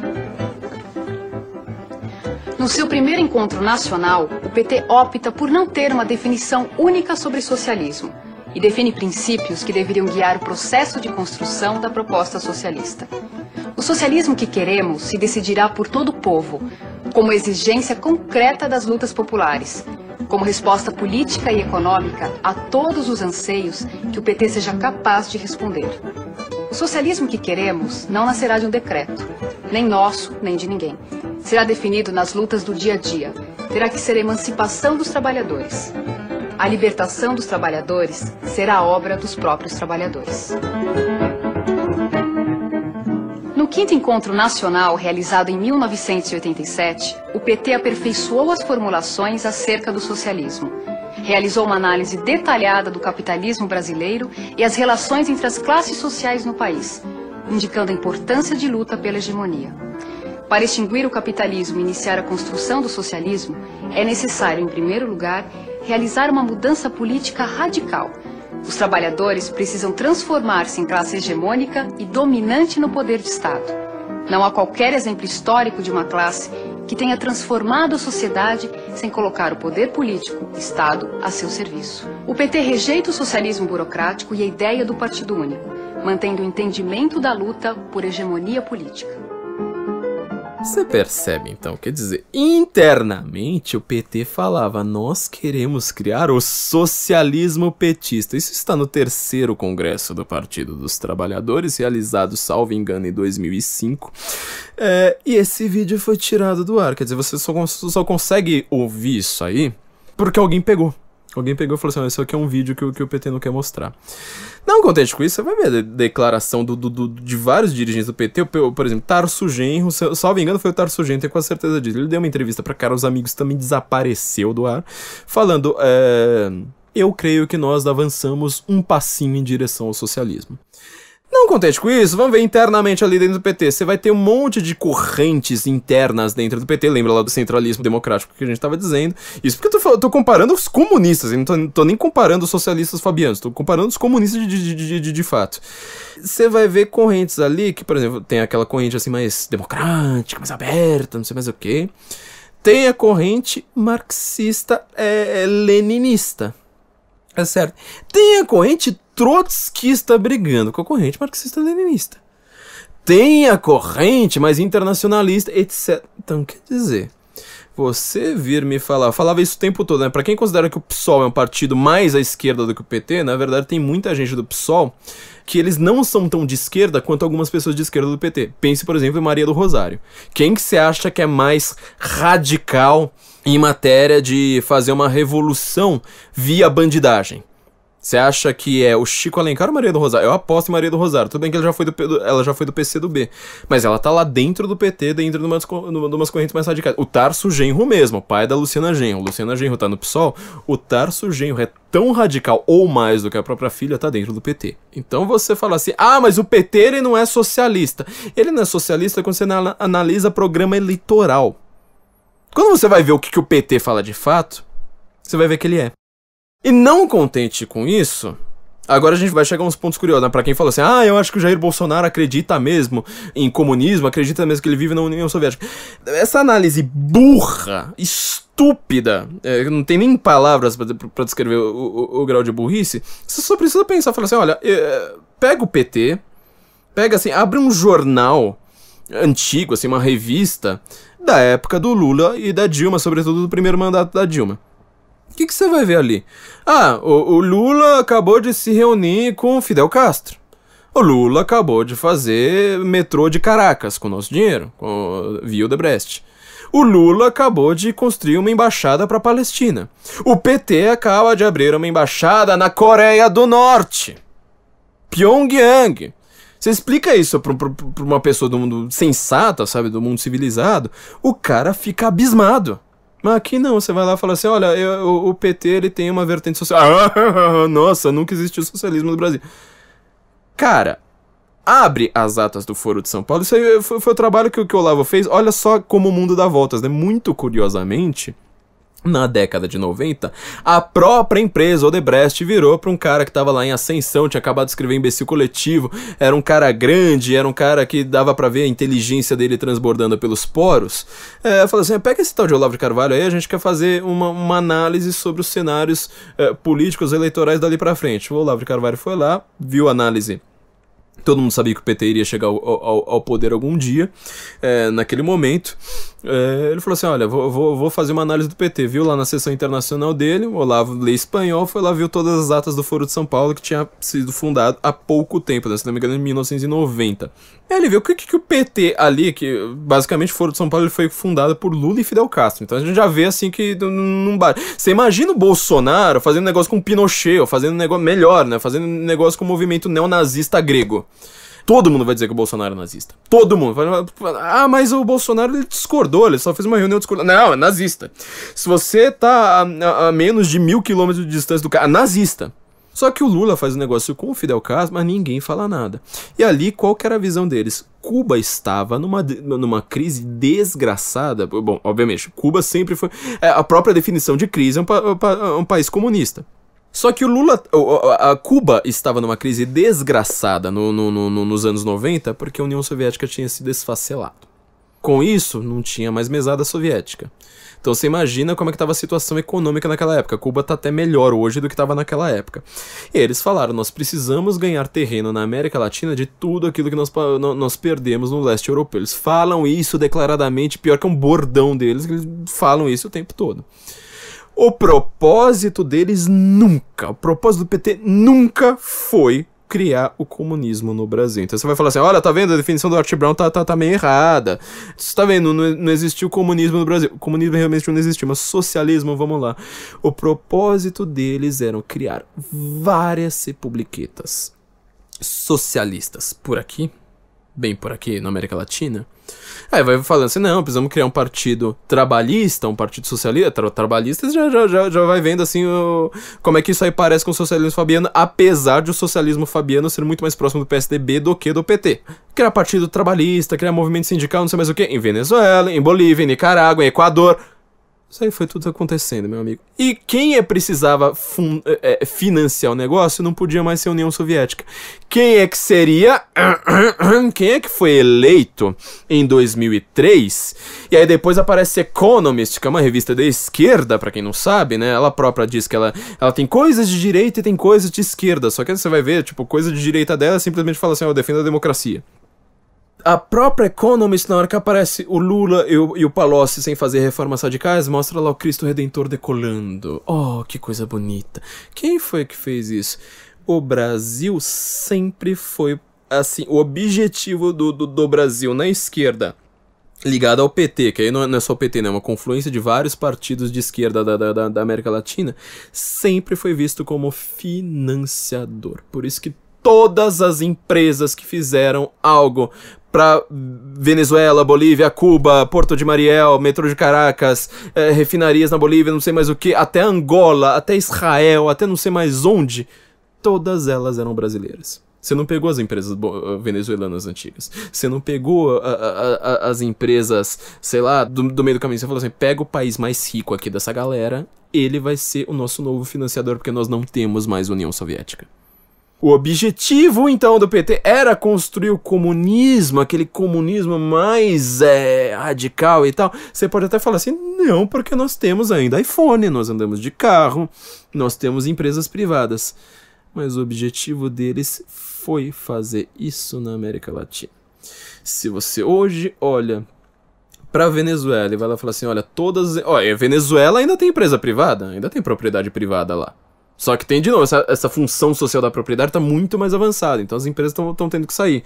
Porque aí você vai colocando imposto, lá tá muito mais avançado, porque o objetivo deles era falar assim, na Venezuela vai ser avançado, no Brasil ele precisa ser financiador. Eles sabem, isso é uma coisa que o liberal não percebe, eles sabem, qualquer pessoa sabe que o sistema de mercado, a economia de mercado funciona muito melhor do que a economia planificada.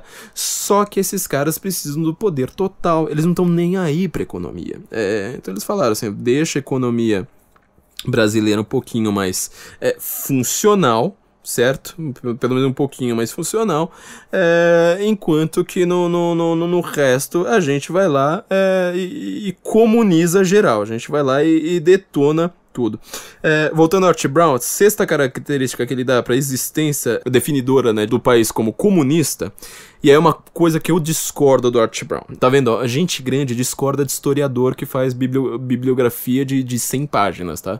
Eu quero saber que gente aí de podcast de esquerda, que Miriam Leitão, que gente que tira sarro do Bolsonaro, consegue, assim, entender 10%, pegar 10 minutos desse podcast e entender. Já que eles querem atacar o Olavo, se você me atacar, você vai atacar o Olavo. É só você falar assim, olha a besteira que ele disse. Isso aí não funciona. Isso aí nunca foi assim. Mas, ó, tem historiador aqui, né? Tem gente grande aqui na parada. Ele coloca como sexta característica do comunismo a existência de um movimento comunista internacional e o senso de pertencer a ele. O próprio Archie Brown, ele vai lá e vai falar de algumas complicações aqui que são geradas por isso. Por exemplo, o famoso caso do Tito, Marechal Tito, quando cria-se o Comintern, a Internacional Comunista, a União Soviética, sobretudo depois da Segunda Guerra, fica com metade do mundo pra si, cria-se a cortina de ferro. O Churchill tava querendo partir pra guerra imediatamente, falar assim, terminou a guerra, acabamos de vencer os nazistas. O Churchill queria falar assim, não, agora vamos pegar o Stalin pelo pescoço e degolar o cara. De novo, trabalhistas e a parte bunda mole, os conservatives, os cornos lá do movimento conservador inglês, parece a turma que hoje tenta dar uma de independentão falando mal do Bolsonaro. Ah, não pode ser politicamente incorreto. Ah, tem que abrandar o discurso. Ah, eu não idolatro político, não sei mais o que. Eles fizeram a mesma coisa na Inglaterra. Falaram assim, não vamos pra guerra, não vamos brigar com o Stalin. Bom, aconteceu aqui. Criou-se, pelo menos assim, se determinou de fato uma nova internacional comunista. O Comintern. O Tito, ele logo briga com o Stalin, Marechal Tito da Iugoslávia, ele logo briga com o Stalin. Cria-se um pequeno movimento curtinho ali, o Brasil não tem quase ligação com isso, por isso que a gente não estuda, mas o movimento dos países não alinhados. Você vai ver um livro que eu acho interessantíssimo, foi lançado há poucos dias, é um romance, na verdade, eu adoro a forma como o narrador ali descreve. Como o soldado conserta seu gramofone. Que ele fala justamente uma história que se passa num dos países não aliados, no país da Iugoslávia, ali do Tito. É um país não aliado. Então, quer dizer, tem um movimento comunista internacional, eles têm um senso de não pertencer. Aí ele vai lá, o Archie Brown dá uma explicação que eu acho que ela não é lá muito convincente. Mas acho que, sobretudo, o problema disso aí é você falar assim, tá, então você tá me dizendo que esse comunismo, de fato, começou com a Revolução Russa, beleza. Só que muitos dos países que eles são comunistas de fato, inclusive marxistas, inclusive seguindo os mesmos ditames, eles não fizeram parte do Cominter. Por exemplo, o Archie Brown ele vai lá e fala assim, por isso que eu digo, não existe comunismo na África. Tá, como é que você vai chamar o sistema do Mugabe? Mugabe ele vai lá, faz uma reforma agrária. A reforma agrária era o que eu ia falar, inclusive a respeito do MST lá atrás, né? Reforma agrária é uma coisa que mostra, o Brasil ele tem simplesmente a perspectiva de fazer reforma agrária, ou seja, você pegar a terra e falar assim, isso aqui não é mais seu, desculpa, você chamar isso aí de capitalista, você precisa ser meio retardado, sério, não tem palavra melhor, você precisa ser retardado, você não sabe o que você tá falando. Por isso que a MST é tão importante, né? Então, o Mugabe, ali no Zimbábue, ele faz uma reforma agrária, expulsa todos os brancos das fazendas, socializa, etc. Ele vai lá fazendo isso aí no comunismo, porque não pertence ao movimento comunista internacional. Então, até que eles acabam pertencendo, porque eles fizeram alguns escambos depois. Outro problema que eu acho muito mais sério ainda, o próprio Archie Brown considera a Coreia do Norte, obviamente, e a Romênia, países comunistas. O problema é que eles não pertencem tanto assim ao movimento da Internacional Comunista. Eles tiveram ligações com a China, óbvio, tiveram ligações com a União Soviética, só que os dois países fazem o chamado comunismo Yush, ou seja, eles acham que um país precisa ser autossuficiente. Por isso que esses dois países talvez tenham sido, com exceção do Camboja, os países mais violentos, e da China do Mal, né? Os países mais violentos em matéria de miséria, opressão, etc., de toda a Internacional Comunista. O Ceausescu da Romênia, por sinal, no final ali dos anos 80, ele era considerado o último stalinista, né? Quer dizer, ninguém mais ligava pro Stalin e todo mundo tava pensando em fazer reformas ou então ter um novo ídolo. Ele fala, não, ainda o grande camarada Stalin, não sei mais o que, acabou não se entendendo com o resto da Internacional. Por conta disso, eles falam assim, não, o país precisa ser autossuficiente, o comunismo ele vai ter que ser autossuficiente no país, a gente vai ter que produzir pra nós mesmos. Resultado, mais miséria, etc, etc. Então, quer dizer, aqui é um ponto que eu discordo um pouco do Archie Brown. Então, assim, o que eu quero dizer com tudo isso? Essas são as definições aqui do Brown. Recomendo esse livro. Ele talvez esteja um pouco fora de catálogo, porque assim, toda vez que eu fui tentar ver ele na Amazon pra tentar dar de presente, não tinha. Eu vou deixar o link pra ele de qualquer forma, talvez vocês consigam comprar usado. Mas o que eu quero dizer é o seguinte: existe um movimento socialista internacional que ele se desfez com a ruptura da União Soviética. Então, quer dizer, ele não é mais um monobloco. Não é mais. Por isso que eu queria fazer essas definições do Archie Brown, inclusive na ordem que ele faz. Porque assim, o meu maior problema é com a última dele. Ele se desfez. Esse movimento internacional, ele não conseguiu mais ser um monobloco. Só que em compensação, a partir da década de 90, sobretudo, é quando a sociedade fabiana lá da London School of Economics, elas também se refaz. Você aparece com Tony Blair, quer dizer, você ia ver os trabalhistas ingleses antes do Tony Blair, era todo mundo assim meio Lula, né? Obviamente que é para padrões ingleses, quer dizer, você não fala tão errado, você não cospe tanto, você usa ternos mais alinhados, você é mais rico, etc. Só que eram pessoas mais radicais. Então, quer dizer, nos anos 90, até a sociedade fabiana fala assim, não, peraí, a gente vai precisar refazer esse negócio. Coloca um cara bonitinho lá, um cara todo, sabe, perfumadinho, um tal de Tony Blair, e ele vai lá tentar fazer essa nova visão do que é esquerda. Aparece também um tal de Bill Clinton, que ele tem ligações com a Fabian Society de anos e anos e anos. Só que o Bill Clinton, os Clinton, aliás, né, a diferença entre Hillary e Obama ela é bem pouca, mas a Hillary é mais radical do que o Obama, porque ela ainda é mais influenciada pelo Saul Alinsky, quer dizer, um dos grandes visionários da esquerda mais porrada nos Estados Unidos, né? O Obama, qual que é a profissão do Obama? A primeira profissão que ele teve antes de ser advogado foi o que você chama no Brasil de líder comunitário, né? Quer dizer, foi uma profissão inventada pelo Saul Alinsky, que era discípulo do Al Capone, ali em Chicago, né? Na terra onde o Obama fez a sua vida, né? Um community organizer, como se diz em inglês. E ele é basicamente um agitador político. Inclusive ele vira advogado, mais ou menos igual o Toffoli vai pro STF, né? Tipo, ele é advogado da comunada, então ele vira um advogado já com destaque de cara. A Hillary, ela é extremamente influenciada pelo Saul Alinsky. A grande diferença do Saul Alinsky é que, em primeiro lugar, ele fala abertamente da criminalidade, pra gente fazer revolução, ou as reformas que a gente precisa dos criminosos, não sei mais o que e tal. E a dissertação de mestrado da Hillary, né, como é que é? The Fight Goes On, esqueci agora exatamente como é que ela é. The Fight Will Never End, se eu não me engano. Que é sobre o método do Alinsky. Digita no Google, gente. É tão simples quanto... Eu não sei se existe uma pessoa de esquerda no Brasil, que saiba disso.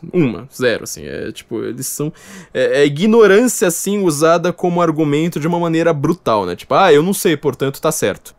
Lá na América, então, além desse modelo fabiano, todo bonitinho, colocar umas pessoas lá, sabe, bem apessoadas e tal, tem também essa questão do Saul Alinsky, quer dizer, a criminalidade na América, ela aumentou radicalmente nessa época também por conta disso, certo? Uma coisa que não aconteceu tanto na Inglaterra.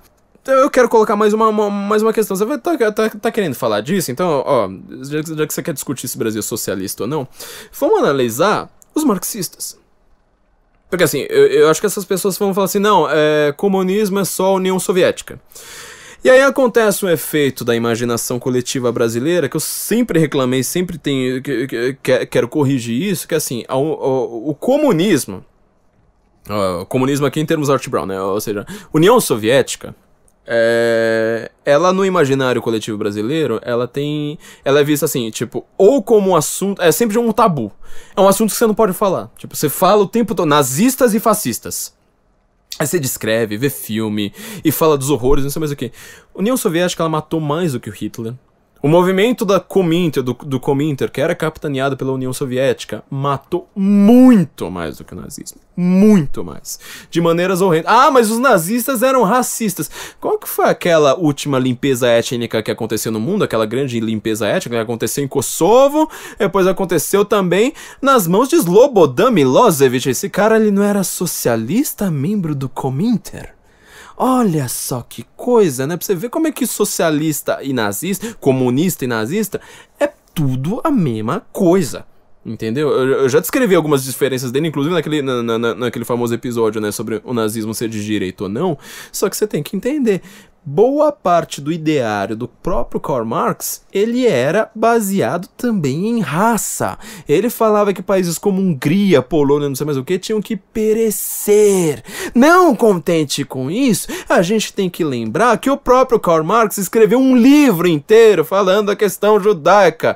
Imagina se um cara de direita faz uma coisa dessa, fazer um livro inteiro falando, olha, como o judaísmo é pernicioso, o judaísmo ele é monoteísta porque o Deus dele é o dinheiro, o judeu não sei mais o que, babá.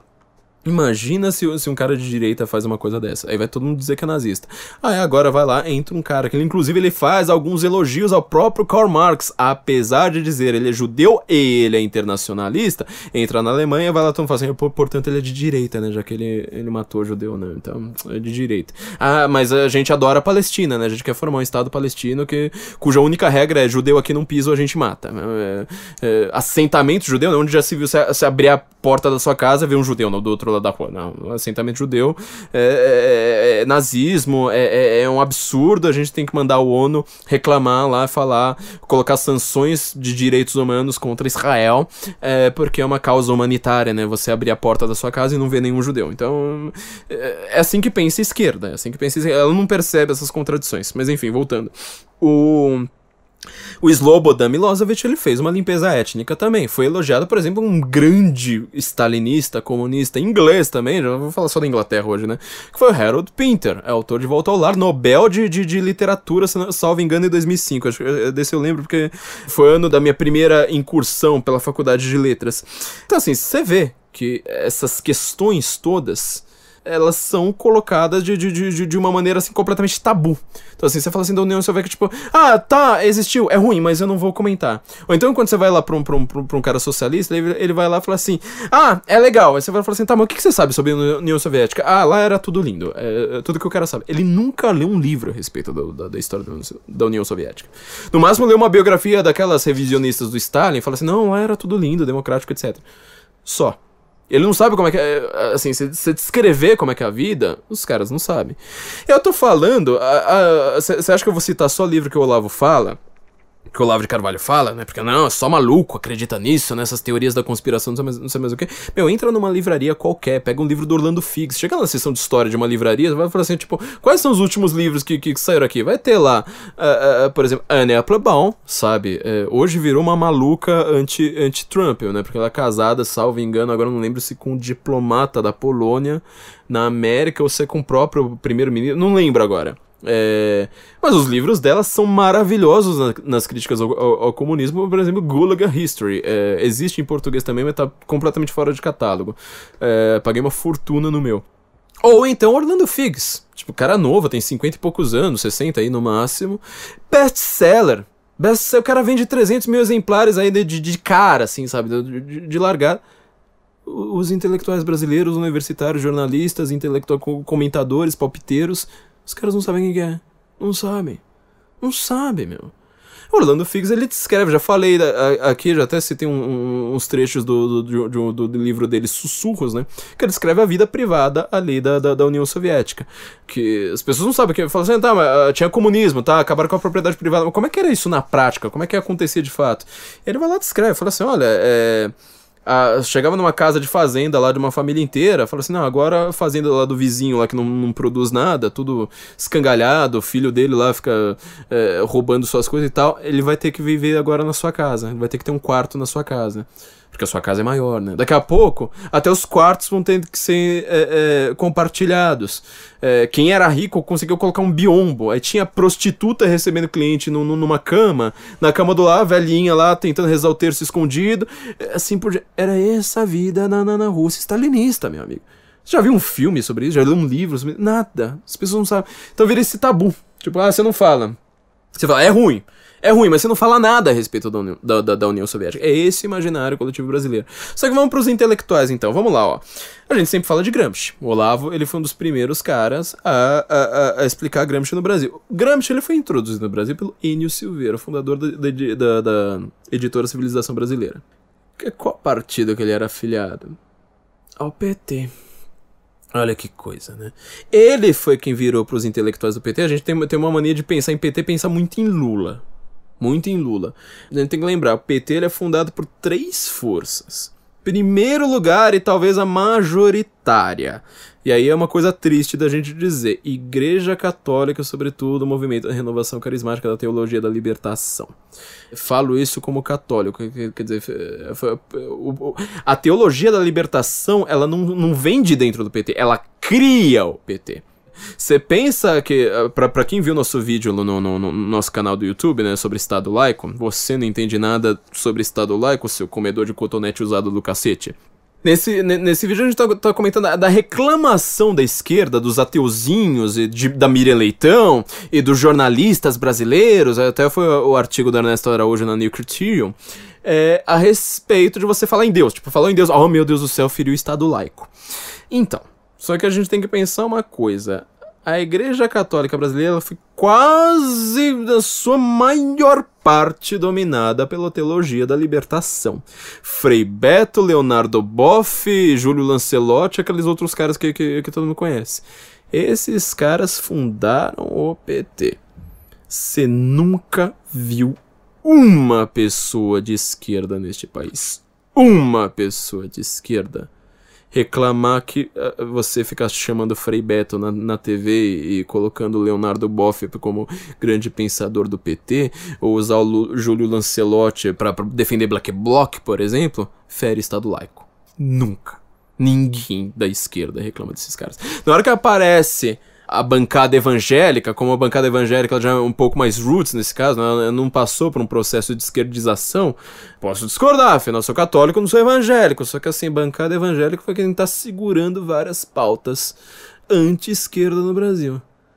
Aí, na hora que aparece a bancada evangélica, nossa, Estado laico, não sei mais o que. Bom, PT foi fundado pela Igreja Católica, pelos intelectuais da USP, sociólogos do Departamento de História, do Departamento de Geografia, e por último lugar, com muito menos relevância, pelos sindicatos metalúrgicos e dos bancários do ABC.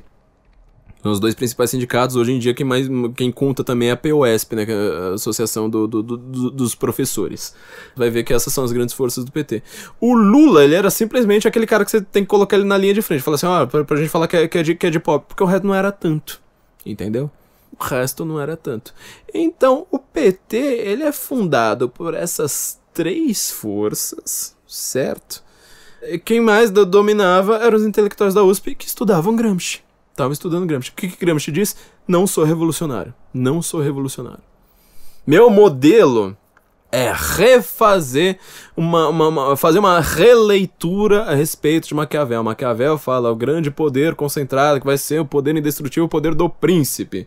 Ele vai lá fazer o príncipe novo, é o partido. Aí ele vai lá, tudo que o Maquiavel fala a respeito do príncipe, ele vai lá, aplica ao partido. Foi isso que o Gramsci fez, foi isso que o PT fez. O Brasil é o partido mais gramsciano do mundo hoje. Muito mais do que Itália e França, que praticamente foram os únicos países a levar Gramsci a sério antes do Brasil, por conta do PT.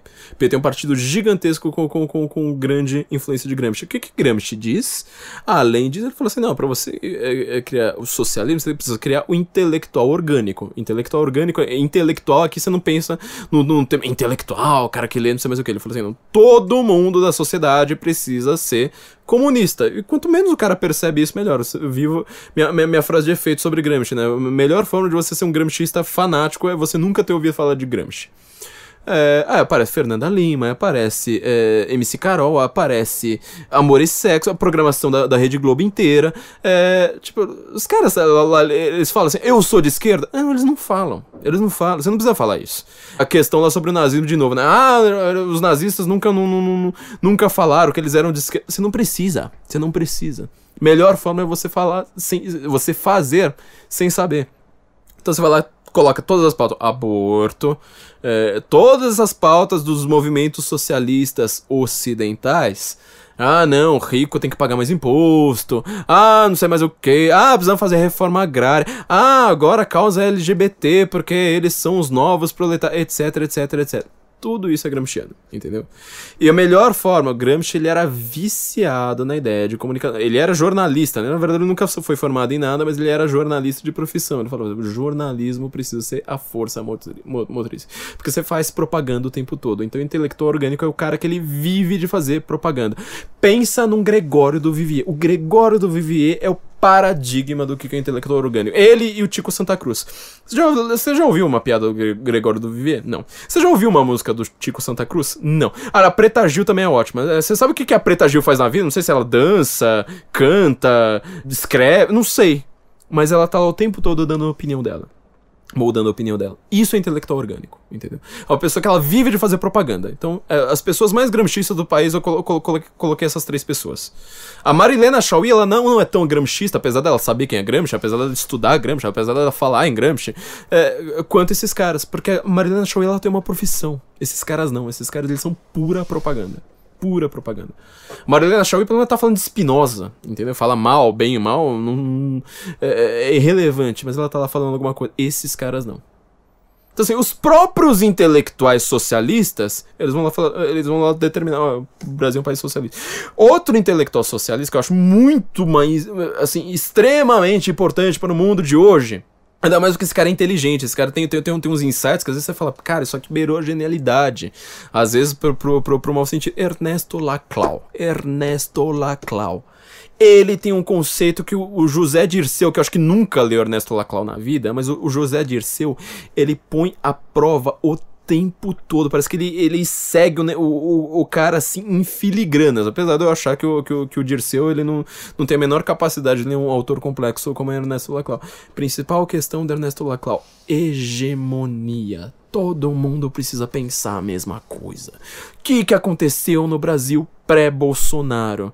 Você tinha 80% de aprovação ao PT e o PSDB, quando ia para as eleições, com um monte de gente do povo falando: eu não aguento mais essa corrupção, esses caras me enganaram, não sei mais o que, eu não quero mais ser de esquerda, eu não aguento mais esse negócio. Só a gente falava na população de esquerda. Só a gente falava: ó, isso é esquerda. O jornalismo nunca dizia. Por isso que eu falo, quanto menos você usa o termo, mais você é dominado por ele. Então a gente fala assim: ah, mas a Globo nunca se diz que é de esquerda. Meu, veja a Malhação, etc. Então assim, nós querendo que o PSDB fizesse alguma coisa, o PSDB ia lá e falava: não, vamos ser a nova esquerda, não sei mais o que. Enfim, foi uma desgraça. Isso era a hegemonia do Ernesto Laclau. Ernesto Laclau, ele inclusive, ele faz uma coisa parecida com o Thompson, que eu tava dizendo ali atrás. Ele fala assim: olha, quando você olha pro mundo de hoje, o Ernesto Laclau acho que tá vivo ainda. Você vê que o proletário, como força motriz da revolução, aquela coisa do Marx, né, que o capitalismo vai se destruir pelas leis econômicas, proletário não existe, então nós precisamos criá-lo. Então, ele usa o termo velho do marxismo, né, proletário. Você não vai chamar Fernanda Lima de proletária, você não vai chamar sei lá, Ivete Sangalo, essas Cláudia Leite da vida, essas turmas lacradora de proletário. É tudo um bando de riquinho.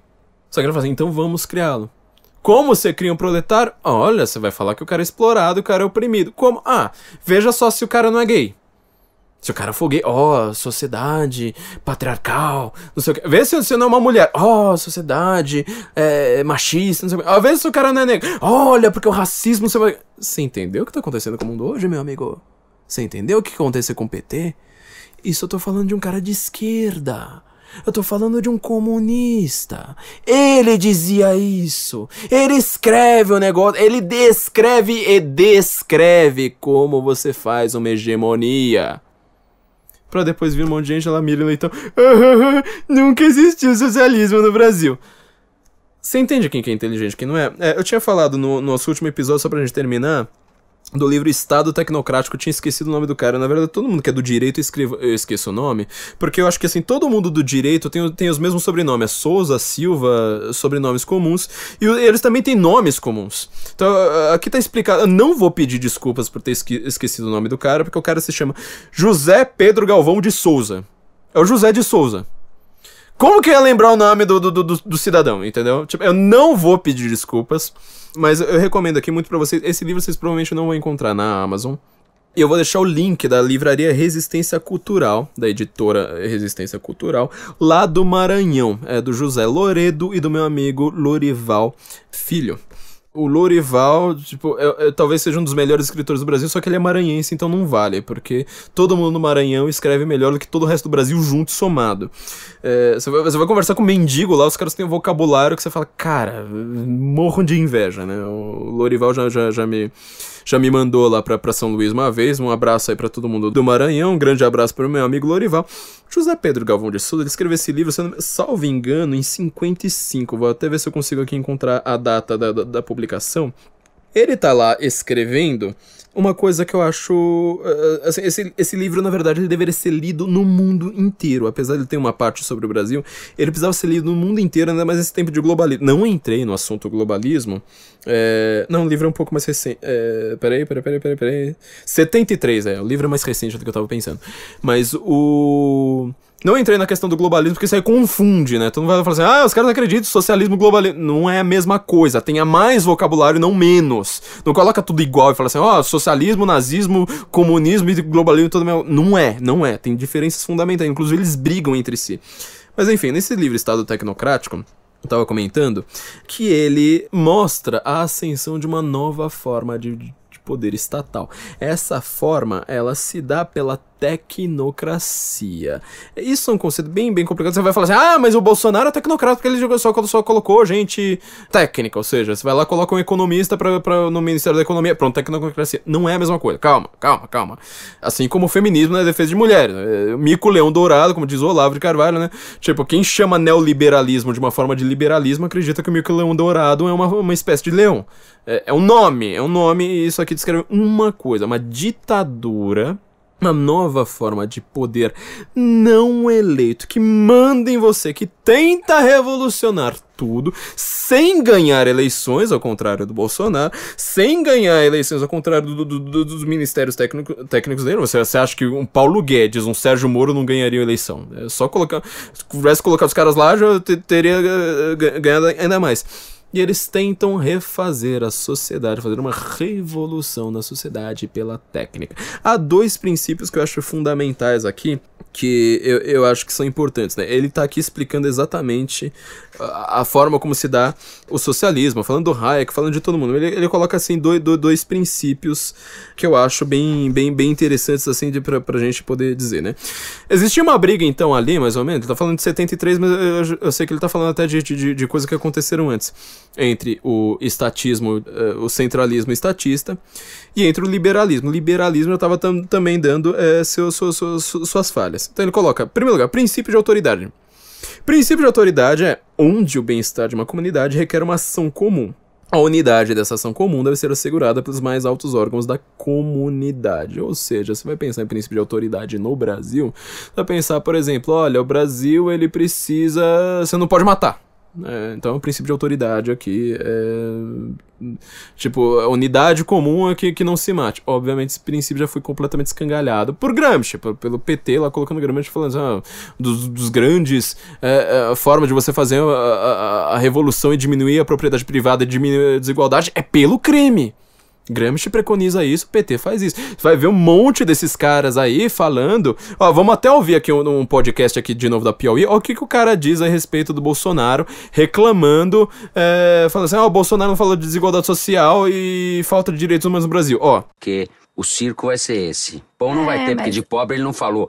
Aliás, o Ricardo Baltazar, na Folha de ontem, hoje, quando nós gravamos, escreveu uma excelente coluna mostrando como desde a redemocratização e pegando o discurso do Collor, depois do Fernando Henrique, depois do Lula, depois da Dilma, pela primeira vez a desigualdade social, que é, obviamente, o principal problema brasileiro, uma indecência, uma obscenidade, não foi nem referida no discurso do Bolsonaro, porque o imaginário dele não passa por isso. Ele falou que vai valorizar os policiais e vai acabar com essa ideologia de quem defende bandido e não defende policial, como se o problema do Brasil fosse excesso de direitos humanos. Nós temos déficit de direitos humanos no Brasil. A gente tem no Brasil uma violência enorme da polícia, uma criminalidade enorme, etc. E é um discurso completamente descolado da realidade esse dele. Agora, ele vai alimentar esse tipo de coisa. Alguns têm amigos imaginários, o Bolsonaro tem inimigos imaginários. Você entendeu? Então, quer dizer, pro cara, o que falta no Brasil, ele não diz isso explicitamente. Ele fala assim, pra resolver a desigualdade social no Brasil, o negócio é isso aí. A gente tem que passar a mão na cabeça de bandido, porque eles são todos vítimas da desigualdade social, então essa forma de você fazer reformas, entendeu?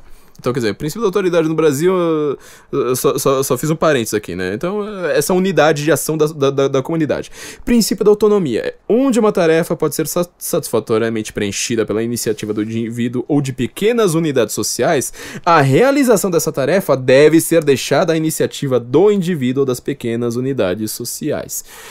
Isso aqui resume de uma maneira muito clara que eu penso a respeito de teoria geral do Estado. Quer dizer, você precisa ter uma unidade cultural em uma determinada sociedade. Brasil, em relação, sei lá, Argentina ou Suriname, não é simplesmente uma linha imaginária. Determina uma sociedade com uma unidade de ação específica.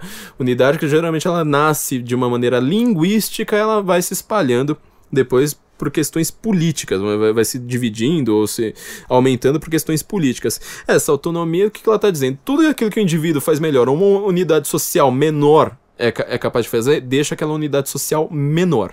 O que é o princípio do socialismo? Ele vai lá, até define aqui, tem uma uma definição curiosa de socialismo que eu acho bem interessante. Pode-se falar em socialismo sempre que uma sociedade maior usurpa os direitos de seus membros ou de uma comunidade menor, exercendo-os indevidamente. O que o caracteriza é a predominância exagerada da coletividade sobre os indivíduos, ou de uma sociedade maior sobre menores, absorvidas, quando não mesmo anuladas por aquelas. Quer dizer, você no socialismo tem um princípio estatal gigantesco fazendo coisas que unidades sociais menores poderiam ter feito. Liberal só vai pensar em economia, coisa que eu acho mais importante aqui você pensar. Primeiro lugar, unidade mais básica de sobrevivência do indivíduo. Pense em qualquer história de órfão que você conhece. Família. O indivíduo, ele não, um bebezinho, ele não nasce, ele não consegue sobreviver sem uma família, sem precisar de indivíduos humanos, adultos, maiores do que ele pelo menos, cuidando dele. Uma família te protege mais do que o Estado. Ah, eu tinha reclamado uma vez no Twitter, eu até comentei isso aqui no último episódio, de que eu não tinha gostado da ideia de não abolirem o Ministério dos Direitos Humanos. Depois muita gente foi conversar com muita gente, eles falaram assim, não, na verdade foi uma ideia boa. Inclusive colocar uma secretaria de mulheres, que agora está sendo exercida pela doutora Ângela Gandra Martins, por sinal autora aqui do Senso em Comum, né, ó, que coisa maravilhosa. Olha só a reclamação do pessoal de esquerda a respeito disso. Só adendo essa questão do Ministério dos Direitos Humanos, da mulher, e aí tem um termo que é importante de falar, da família. Ah, sim. Qual família, né? Sim. Desgraça é o Ministério da Família. Que família é essa? É a família Margarina de que ano? Porque, sinceramente, é tenso. Você entendeu? Quer dizer, tipo... Por que você acha que a esquerda tá tão preocupada com gay, com transexual hoje em dia? Você acha que é porque eles estão... Nossa, tô preocupado com... Será que o transexual tá passando bem, tá passando mal? Meu, eles nunca pensaram, por exemplo, em cegos, em deficientes físicos. Nunca pensaram. Nunca. Mas transexual importa, porque o transexual ele envolve família. Você destrói a família e coloca uma unidade social maior. Sempre falei isso. Se você quiser entender o que é o socialismo moderno, coisa que eu sempre falo, esquerda hoje tem tudo a ver com sexo, não tem nada a ver com economia. Crie o proletário, né, nos dizeres ali do Ernesto Laclau.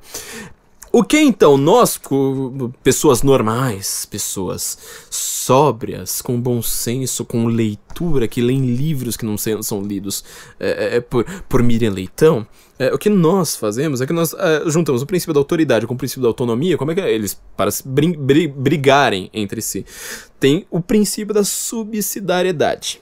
O que é isso? É você determinar quando você pode intervir de fato. Por exemplo, numa situação de crime, numa situação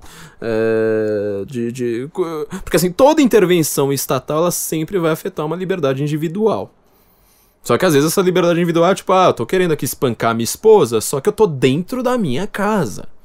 Então, como a minha casa é propriedade privada, eu não quero que o Estado entre na minha casa, enquanto que eu estou ocupado espancando, esfaqueando a minha esposa, quase matando alguém aqui dentro, como se dá? Você entende? É fácil instintivamente, tipo, você arromba a porta e... Mas aqui, matéria de princípio, como é que se dá? É o princípio da subsidiariedade, quer dizer... Você sempre deve pensar nessas unidades menores, quer dizer, o indivíduo, a família, a igreja, o seu clube, todas essas questões. Aí você pensa também em matéria de unidades administrativas, quer dizer, algumas questões, por exemplo, cuidar da sua rua não é questão do presidente, é questão da prefeitura. Algumas vão ser questão subprefeitura, depois prefeitura, depois você pensa em província, em... região, que o Brasil ele não faz essa distinção administrativamente de uma maneira tão clara. A América já faz isso, né? Tem condado, etc. Depois estado, assim por diante. Depois tem os organismos supraestatais, por exemplo, como a OTAN, Mercado Comum Europeu, esse tipo de coisa. O princípio da subsidiariedade, ele é aristotélico, ele supõe duas coisas. Autarquia, ou seja, autossuficiência dos grupos. Eu sou autossuficiente, eu vivo por mim mesmo, não preciso ter uma intervenção estatal acima de mim me dizendo o que eu devo fazer. E governo próprio, né? Self-government, quer dizer, eu me governo. Quer dizer, você deve me encher o saco na hora que eu tiver praticamente, sei lá, pondo a vida de alguém em risco, esse tipo de coisa. É isso. O socialismo, gente, ele é a negação do princípio da subsidiariedade. Quer dizer, eu intervenho quando eu quero. Eu sou o dirigente estatal. Eu determino a economia, eu determino o que é que você pensa, eu determino qual que é a sua religião, eu determino o que você vai considerar bom ou mal, eu determino tudo. O Estado atual que está sendo gestado aí não é no Brasil, é uma questão assim internacional, no mundo, é esse Estado tecnocrático. Ele não é mais socialista. Ele não é mais socialista. Só que assim como o nazismo, que eu falo assim, olha, o nazismo, naquele episódio, né, que gerou um puta bafafá aí, muita gente fala assim, você fala que o nazismo é de esquerda. Eu não falei em nenhum momento, inclusive eu coloco distinções entre esquerda e nazismo. Só que eu não gosto desse termo terceira via. Não gosto, porque terceira via, então uma terceira coisa não tem nada a ver. Não, ele é um desvio da esquerda. Olha quanta coisa eu descrevi nas últimas 1h50 de como a esquerda se reinventa. Como a esquerda tem várias funções. E a direita não é que ela não se reinventa, é que a direita ela é baseada em tradições. Então ela é baseada em tradições locais. A tradição da Inglaterra é uma coisa.